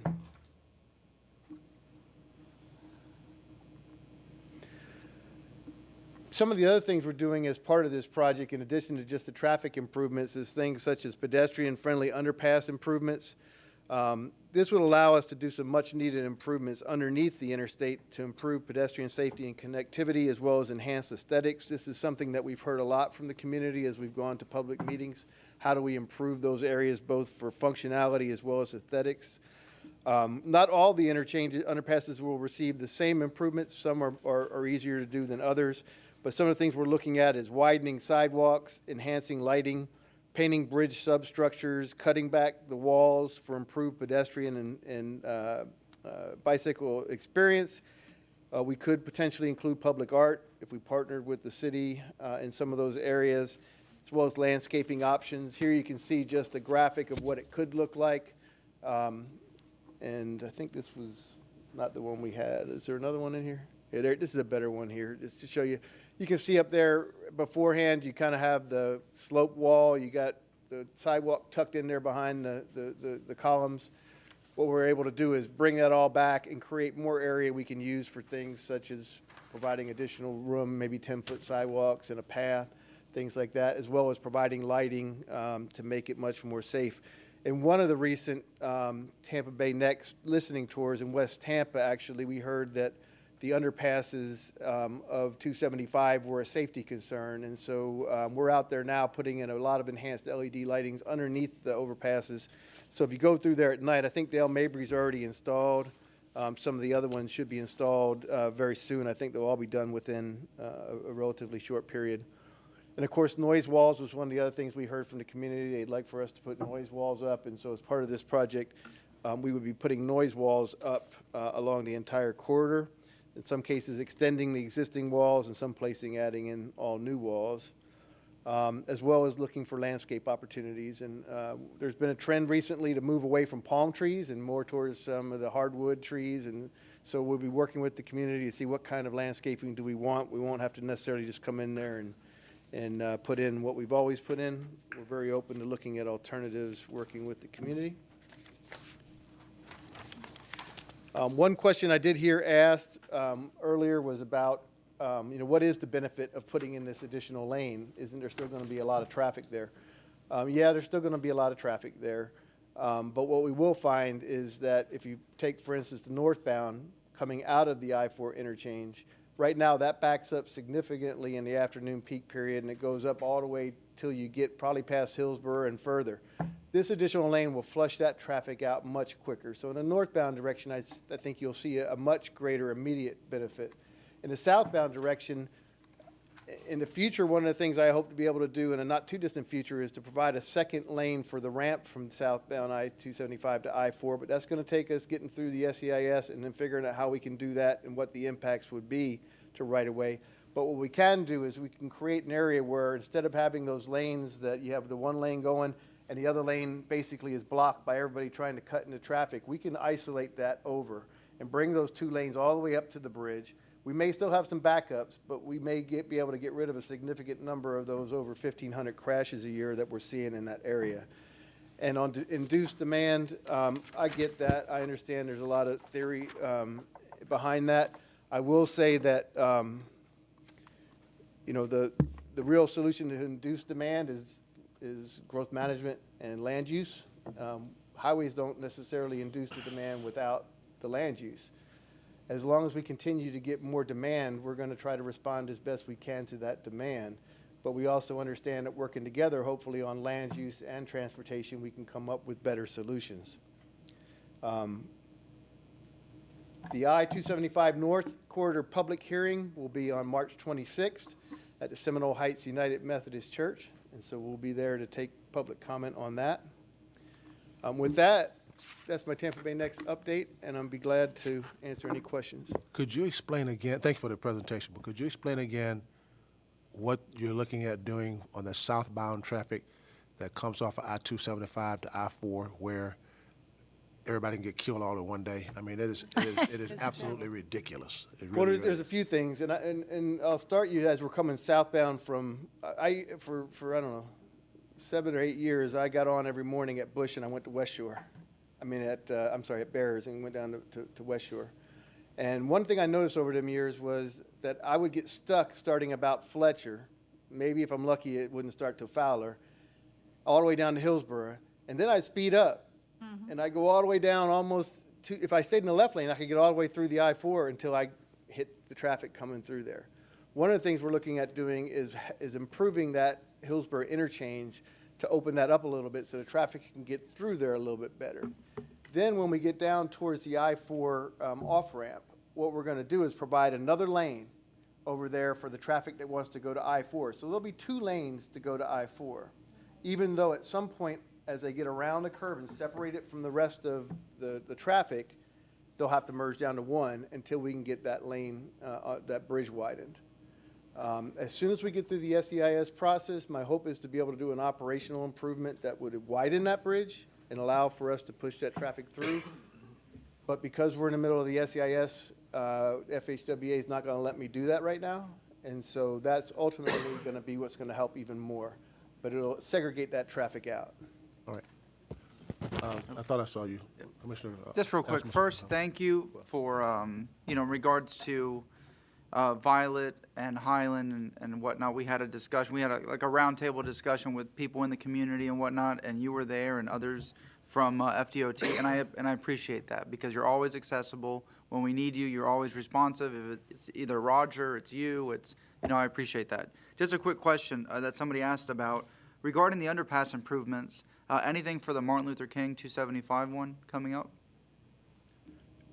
Do you know, I'm going to ask my picture. Okay, so that's the picture, I guess, that they had here was what it would look like. Needed Osborne, too. This one here? Yes, so do you know what we are? I'm going to ask my staff here because they know more specifically each location a little better than I do. This is just a concept. It's a little difficult to see what is different, but I can point it out to you. The sloped walls will not are cut back to widen the sidewalk. Can you see where they're cut back in the second slide? They're not cut back all the way to the end like at Hillsborough, but they're Yeah, partially yeah. cut back. There are sound walls along the bridge as well, so you can see the barrier wall up there is higher than the picture on the left. And then the sidewalk areas are widened along the So roadside. it looks like it's about maybe a 10-foot instead of a 5-foot sidewalk, Right. something like that. So Do you have any anticipation date or anything when these changes would, this project is partially funded now in 2023, so calendar year could start in 22. Not Okay. all the funding is there yet. Okay. But we'd probably start at the south end and move our way north if we got money. and what about sound walls going north on 275? Yeah, Anything? that would all be part of this project. Wherever this project extended to, the sound walls, And it would go from where to where? From, Osborne. it would start at I-4. There's already oh, some so it's sound going to go walls. all the way? I-4 up to Bears, pretty Oh, much. okay, all right, sounds good. Thank you. Commissioner Overman, you recognize. Thank you. I really appreciate the work that you were trying to do here. It's a very challenging area because it's very tight. There's some bottlenecks in the highway system. The next slide actually shows what I would consider the best alternative when it comes to underpass. Osborne is scary, and it's right next to a school and a library, and it's now, in the winter months, going underneath that area because there are sloped walls. The lighting is inadequate.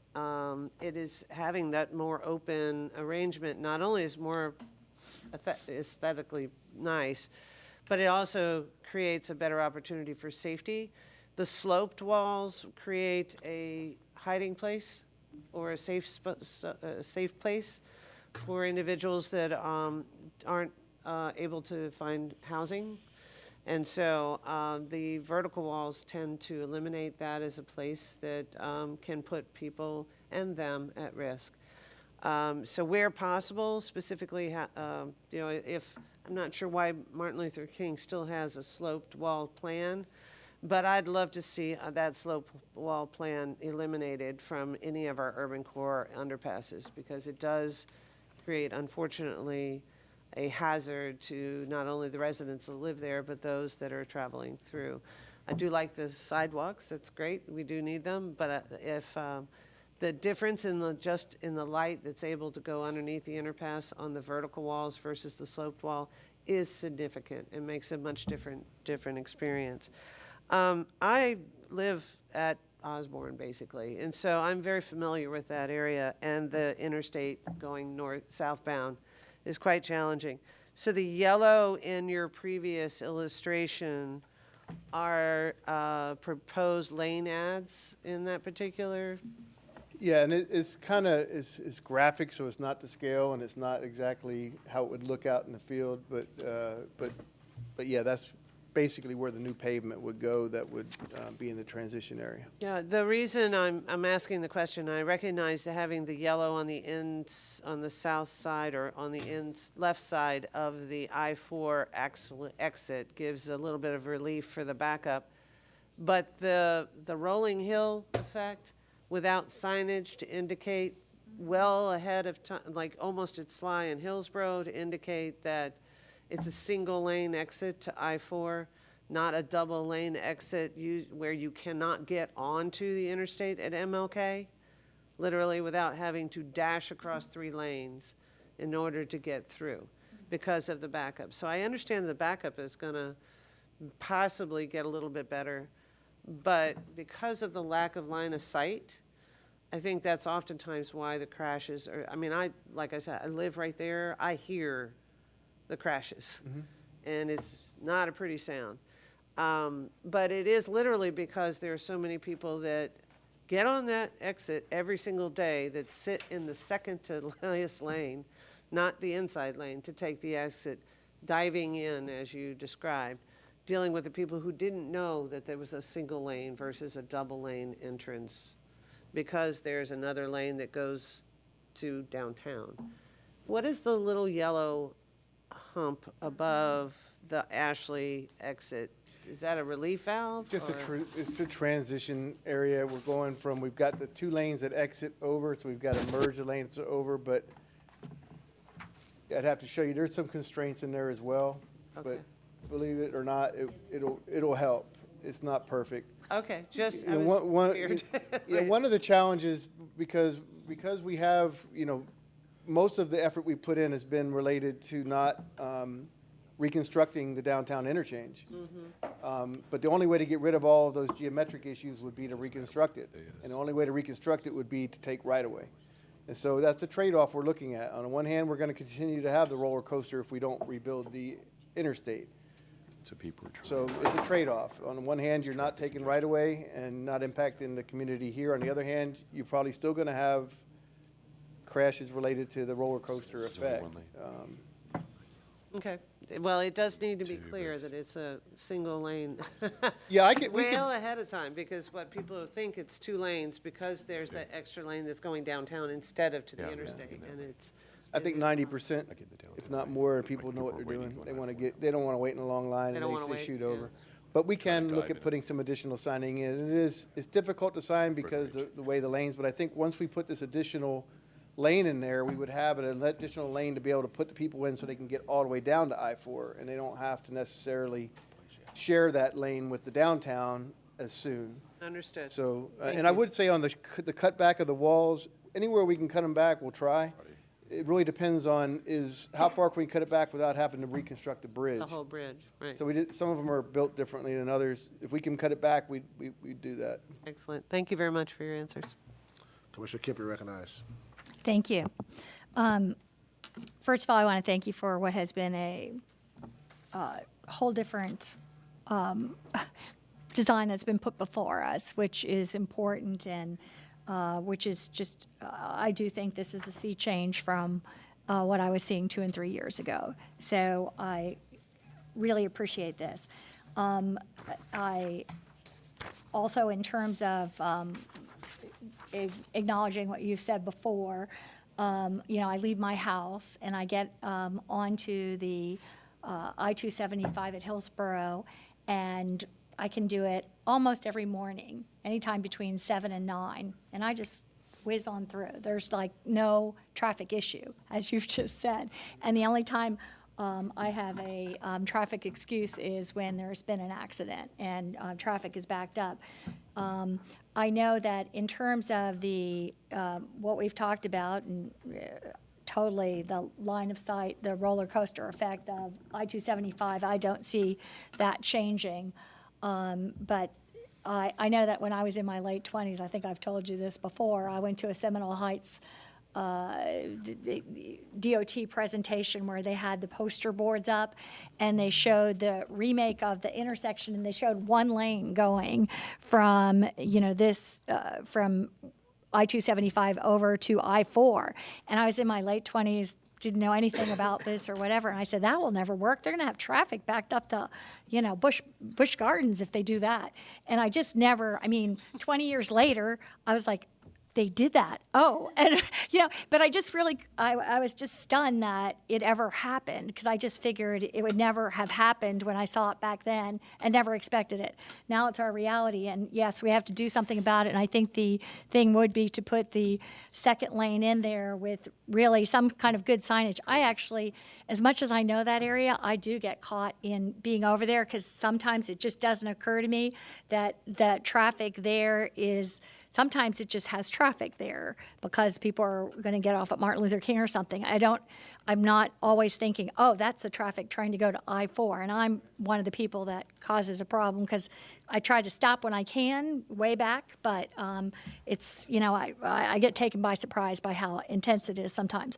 The other thing I'd like to just address for a few minutes is the southbound exit from I-275 onto Hillsborough Avenue, and Hillsborough Avenue at that place. Having been out there sign waving and watching the traffic for hours and hours, and also being at those intersections over and over again, as you know, the exit from I-275 onto Hillsborough Avenue is an especially, I imagine that has, I don't know, maybe because people aren't moving, there aren't crashes, but people, just this morning, I saw 3 people move over in front of me to make, they move from the left hand to the right hand to make a turn onto Hillsborough Avenue, just, in a stream. It's extremely dangerous, and so I want to know about that. The other issue I have is that the light timing, and these are both DOT roads, on Hillsborough and from I-275 is just terrible. Every morning I watch when Hillsborough is empty, devoid of traffic, and yet people are sitting at all the side streets piled up, and they have to take 3 lights to get through. And it just doesn't make any sense to me that the lights are timed that way, and it seems like something that could even be dealt with now. So I'm just wondering about all that. We can look into the signal timing. We typically partner with the cities and counties. They maintain ours, but we work with them to get the signal timing plans updated. One thing I think would be good is, and I don't know the number off the top of my head, but it's like 20 or 30 million, I think, on all the advanced traffic management system upgrades that we're doing right now in the county. But a lot of those are going to put in new types of signals that can overcome that problem.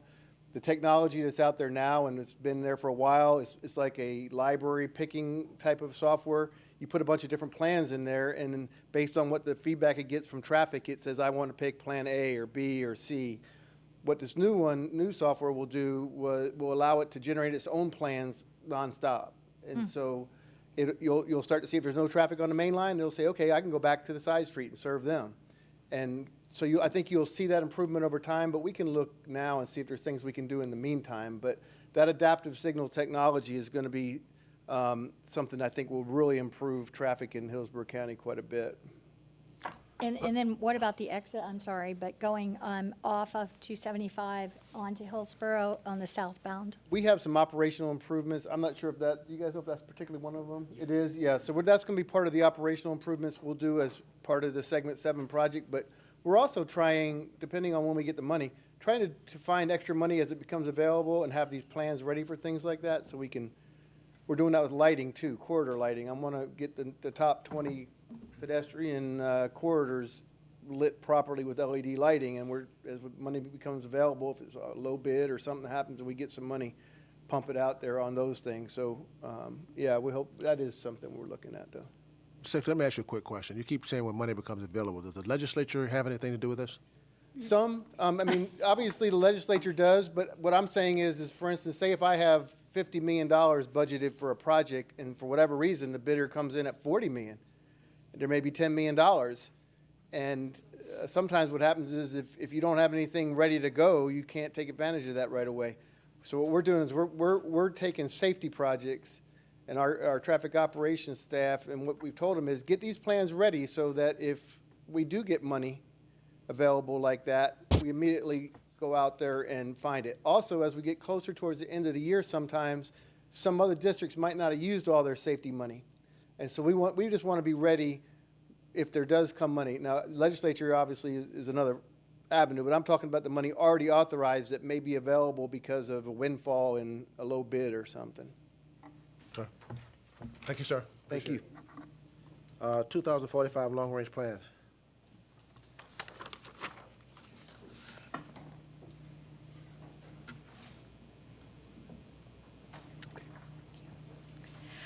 Good morning. As you know, we're in the process of updating our long-range transportation plan for the year 2045. As part of that, we do a revenue forecast so that when we go into needs development and cost affordable development, we have a balanced, fiscally constrained plan. So as part of this, we have Bob Peskin here this morning to go over our revenue forecast. Good morning. I want to recognize my colleagues in the audience, Casey Kersey and Jim Myers from our local office, and participating by phone. Unfortunately, she couldn't join us because she has a sick child, is my colleague, Carrie Barr. She's sort of the genius behind a lot of the numbers. My role was to direct her and to provide oversight and quality control over her work. For those of you who are new to this process, just a little reminder about really why we're having this presentation and why we go through all this effort to project revenues. Title 23 of the United States Code requires that all MPOs in the country develop a financially constrained long-range plan. Financially constrained means that we're addressing a projection of existing revenues and looking at potential additional revenues that are, quote, reasonably expected to be implemented. Doesn't have to be in place, but quote, reasonably considered. So we've done that, and this is bringing in consultants is typical for the large MPOs in Florida. It gives us a chance to leverage our experience working in the state and also give you the benefit of some of, we sort of leverage our understanding of what's going on elsewhere in the country, particularly in the context of consideration of potential new sources of funding. So we'll go through the existing sources of funding. It's really nothing new here. It's the same sources that have been used in prior long-range plans and prior long-range plan updates, primarily just adjustments and assumptions. And then we'll go through the new sources, what we're calling the unlevied funding sources, the ones that are not yet in place. Talk briefly about them. We have a lot of information in our report. I'm not going to bore you to tears with all the detailed math behind that. We have some of it in the presentation that was in your packet. We can talk about that as well today. This is a summary of the existing sources. The federal and state include sources that are largely administered by FDOT, a combination of both federal and state sources. Many of them are, well, almost all of them are dedicated sources and go through various types of allocations among the regions of the state. The federal funds are administered to urbanized areas that are defined by the U.S. Census and are a function of population, demographic factors, and quantity of service provided. The local sources included the fuel taxes and sales tax, the mobility tax, and operating revenues that come to heart, and some county revenue sources. What I'm going to do is I'm going to summarize the projections in graphical form. Our report has tabular summaries. These are the potential sources, what we're calling the unlevied sources, and there's quite a variety here. Some are either extensions of an additional tax on an existing tax base, like a second local option fuel tax. Some are additional ad valorem tax, for example, taking advantage of the capability that HART has for an additional 2.5 mils on top of the half mil that it has. We explore what the potential is for additional toll revenues and several other sources, and I'll go through those sources when we get to the graphs. So the existing sources, the state and local funding is summarized here. These are largely projections based on assumptions combination of assumptions from FDOT and from the MPO staff. Nothing really new here, largely a continuation of existing programs. The metropolitan and regional programs, transportation management areas, transportation alternatives, and transportation regional incentive program funds, largely unchanged from prior projections, relatively easy projection. The federal funds growing a little bit, and largely because of a projected increase in the total quantity of service. There's a lot of discussion these days about, well, how likely is this program to continue? We hear that discussion every year, and the program continues. Congress seems to, when push comes to shove, puts the money into it. It's effectively at the highest funding levels it's really ever been in the formula program, and that has been a trend that it has been going on since the mid-90s. It's somewhat difficult to project into the future because the total amount of funding is growing, but so is the base over which it's being apportioned nationwide. So to the extent that Tampa is keeping up with national demographics, to the extent that this region is keeping up with the quantity of service provided, puts the region at an advantage. If population falls off relative to the rest of the country or providing relatively less service, then we're in a weaker position. Now, given that the surtax passed last fall, that portends good things happening, keeps this region competitive for those formula funds. The fuel taxes here, we break down, particularly between the county and the municipalities. Again, not much change in terms of what we've seen in the last long-range plan and frankly before that. Urbanized areas in Florida have the ability to take advantage of a lot of gas tax or fuel tax revenues. Here, we break it down between county-wide, unincorporated, and the municipal local option fuel taxes.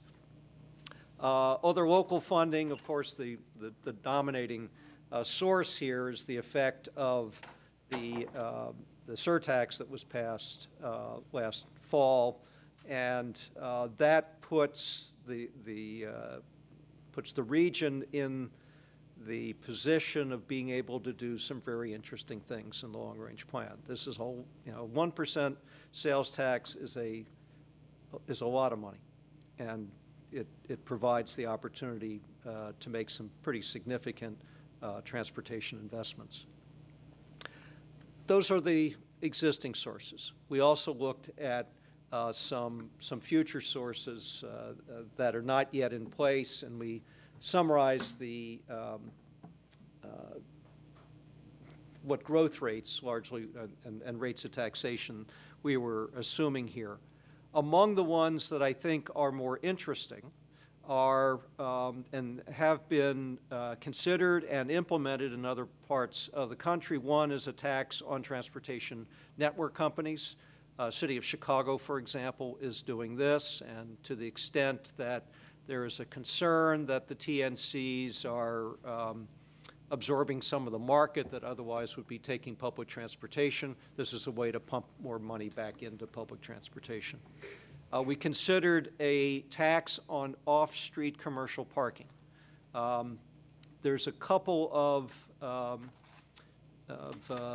cities around the country that have substantial taxes on commercial off-street parking, much of that funding going to fund public transportation. Pittsburgh, Seattle, San Francisco are examples of those cities. We explored what the possibilities were there.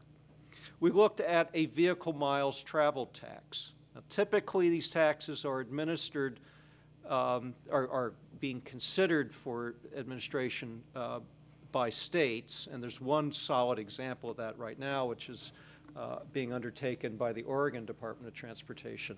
It's an optional program, voluntary.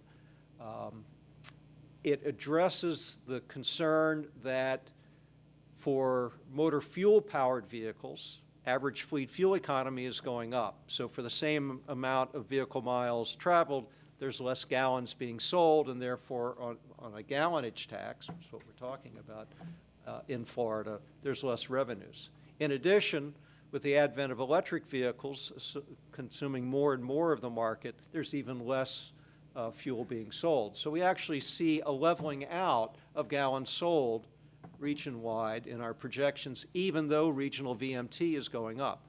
And that's a concern. It's a concern in this region, and it's a concern nationwide.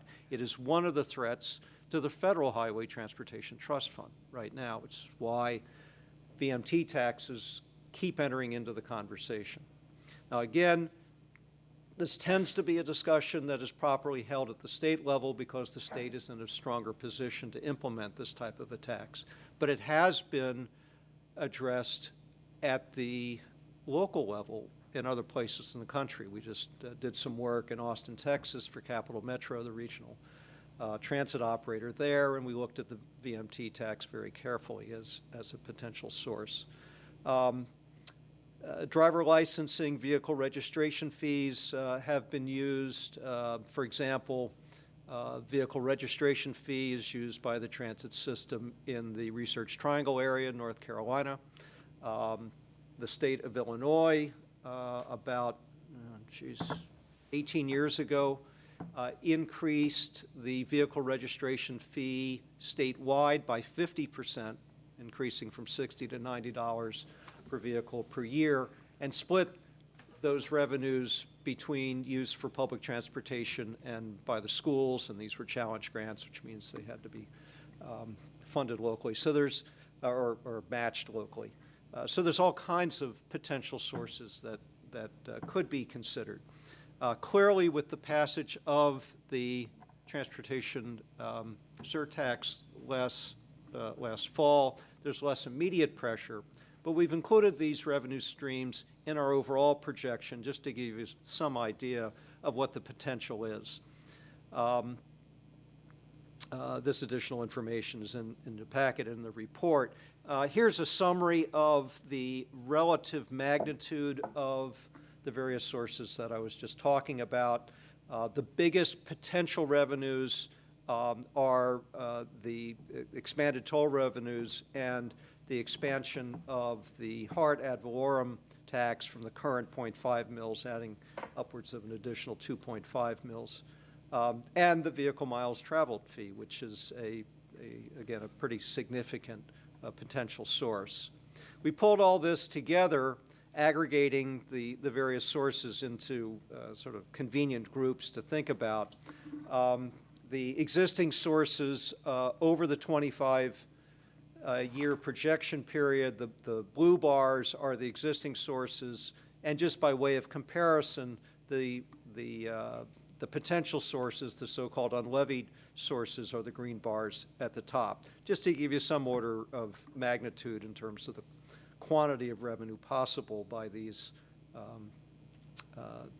additional sources. I think I'll stop at this point. I'm happy to answer questions that you might have about this presentation or what's in the report. Does anyone have any questions? Commissioner Smith? Hi. The amount of funding that could possibly come from tolls, is that net the expenses of the tolling infrastructure and staff? Yeah, it's a good question. Yes, these are very rough numbers because weren't in a position to look at the potential impact on traffic volumes of implementing additional toll revenues. So it's sort of by extension of the projections that had been done previously. You are quite correct to note that we need to take out the cost for retiring the debt and consider the additional revenues beyond that. There's a lot of debate nationwide about the extent to which toll revenues should be supporting projects other than the facility on which the tolls are being collected, and there are examples where it's absolutely not going to happen, and there's opportunities where so-called excess toll revenues are benefiting all kinds of projects in the same corridor as the toll facility. But the figure, I mean, I understand it's expensive to set up the infrastructure and the the staffing and all for the toll collection. That's taken net. That's net. Out of there? Yeah. Okay. Are there any other questions? I just have a couple of questions. Okay. You said that there are places around the country that tax off-street commercial parking. Is that like jurisdictionally? Where are those? I'll give you an example. I mean, it's not the highest tax. The highest tax is in Pittsburgh. City of San Francisco taxes off-street commercial parking at a rate of 25%. It's a big tax. 80% of those revenues go to the San Francisco Municipal Transportation Agency, which also operates parking garages, but also operates the public transportation system. It's a major source of revenue. It's about equal to the revenue that they are getting as a general fund appropriation from the city. But the transit agency, the beneficiary of this tax, has its own parking garages. It also administers off-street parking. They set the parking meter rates. I'm sorry, they administer on-street parking. They set the parking meter rates. They do the enforcement. They set the hours of enforcement. They set the fines. They adjudicate the fines. They're big into the parking business. So it's not going to be quite as great a source of revenue, say in downtown Tampa, but just an example. Just jurisdictionally, a place like downtown, like Tampa, could they institute a tax like that on their own as a city, or jurisdictionally? I would imagine it would have to come from the state. I don't remember exactly what we said in the report. It's in the report. We talk about the legal steps that are required. Because the same thing, I mean, a lot of these things like the vehicle registration fees, it seems like also what you noted in Illinois, it seems like that also is jurisdictionally a state. It's not going to happen without the state saying so. Typically, these things are done statewide, but they, depending on the enabling legislation, they can be done at the local level. So North Carolina, for example, allowed the 3 counties in the Raleigh, Durham, Chapel Hill area to institute their own vehicle registration fee, and it's one of 2 major sources that fund public transportation. I also, just in terms of the that being such a big number for the unlevied tolls, I mean, that would be dependent on what you tolled, I imagine, but a lot of the national congestion, I call it surge pricing toll lanes, are actually not even breaking even, not even paying for the cost of tolling, much less the cost of original roadway. In Miami, the last time I checked, I think, and even though that road was paid for by taxpayers, was only getting $50 million a year outside of the cost of tolling. A lot of them only pay for the cost of tolling. So in order to make a net like that, I can't even see that being done anywhere, honestly. And I can't imagine what you'd have to toll. And I am really familiar with the vehicle miles traveled in Oregon, their voluntary program, only in Oregon, right? But, I mean, I just think before 2045, it's going to be like, I know that you said, and that's interesting to me, that they keep just putting general revenue into our roadways, highway infrastructure, and transit infrastructure to a lesser extent. But I just wonder about how this all shakes out before 2045, because I figure by 2045 we're going to have almost a totally electric vehicle world in my mind, and not having those gas revenues at all, and have to be looking at things like vehicle miles traveled. That's where the urgency of this issue is coming from. The more electric vehicles enter into the market, the more concern this is. So, we're clearly seeing a peaking in gallons sold in the projection, even though vehicle miles traveled is going up. Mm-hmm. Right. Well, which I would totally expect, and I think it's just going to get bigger and bigger and bigger. I say as I charge my Prius. To a certain extent, it becomes an equity question. Yes. Should the people who are driving electric vehicles effectively get this reduced cost, this subsidy? Yeah, or how do you pay for the roads, or or equity question too, in terms of who can pay for surge pricing lanes and who can afford them too. So, but I don't know. Are there any other questions? I have one. Mm-hmm. I do find it fascinating, the parking fee, especially since this weekend it cost $30 to park next to Curtis Hickson Park per day. So obviously there's a little room there if based on demand. Clearly that's not the case all the time, but I do see that that's an option. And you're speaking of actually lots versus on-street parking, correct? Yeah, we actually went through some math looking at on-street as well, but I think the real opportunity is with off-street parking. And is that the municipal lots or the private lots? We were looking only at commercial. Commercial lots. Yeah. Okay, great. Yeah, and that's my San Francisco example. That tax is applied to the commercial lots. The municipal lots are actually owned by the transit operators, so they're getting 80% of the commercial tax, plus they're generating their own revenue from about 30 facilities that they own. Okay, and then the vehicle miles traveled.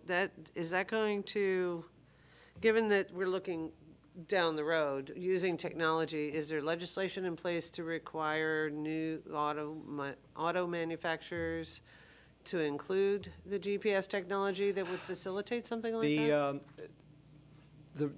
My understanding is, for all intents and purposes, all new cars effectively have the technology in place. The biggest concern here is a privacy concern.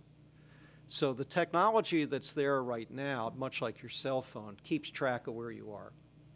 And the big concern that critics of this approach have is that it's keeping track of where you are. So they must not have cell phones. So what Oregon has done is one, the state's not collecting the data. There's a private company that they contract with. They provide the device, and the device is only keeping track of it's only keeping track of the accumulated miles within the state. It's not keeping track of where you were in the state, only that you were somewhere in the state, and it's keeping track of those miles, and that's how the tax is calculated. They also provide, very typical of technology applied to social media, they've got a lot of features that are intended to draw in customers, particularly rewarding people with safe driving, for example, which is largely related to speed that they're operating the vehicle. So maybe if they're worried about privacy, we should just not outsource that service and have only the government have that data. I mean, one example where we could mitigate that This is where particular the comment. consultant doesn't say anything and just lets the No, I words. understand. ACLU will be contacting you. Exactly. But thank you for your answers. Any other questions? No. Seeing no others, we'll go to old business. Any old business? Oh, yeah, I'm sorry. Oh, I'm sorry, I skipped right over it. Well, if I Excuse could, me. I just wanted to give you a couple of quick updates since our last meeting. We talked quite a bit at our last meeting about House Bill 385. A committee substitute to that bill was filed, which limits the changes on the eligible expenditures for the transportation surtax. It restricts that change only to Miami-Dade County.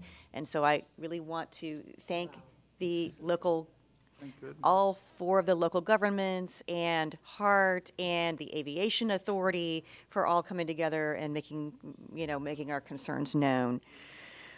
On our regional coordination, we also talked last time about coordination across county lines being important and also that it needs to be clarified and streamlined.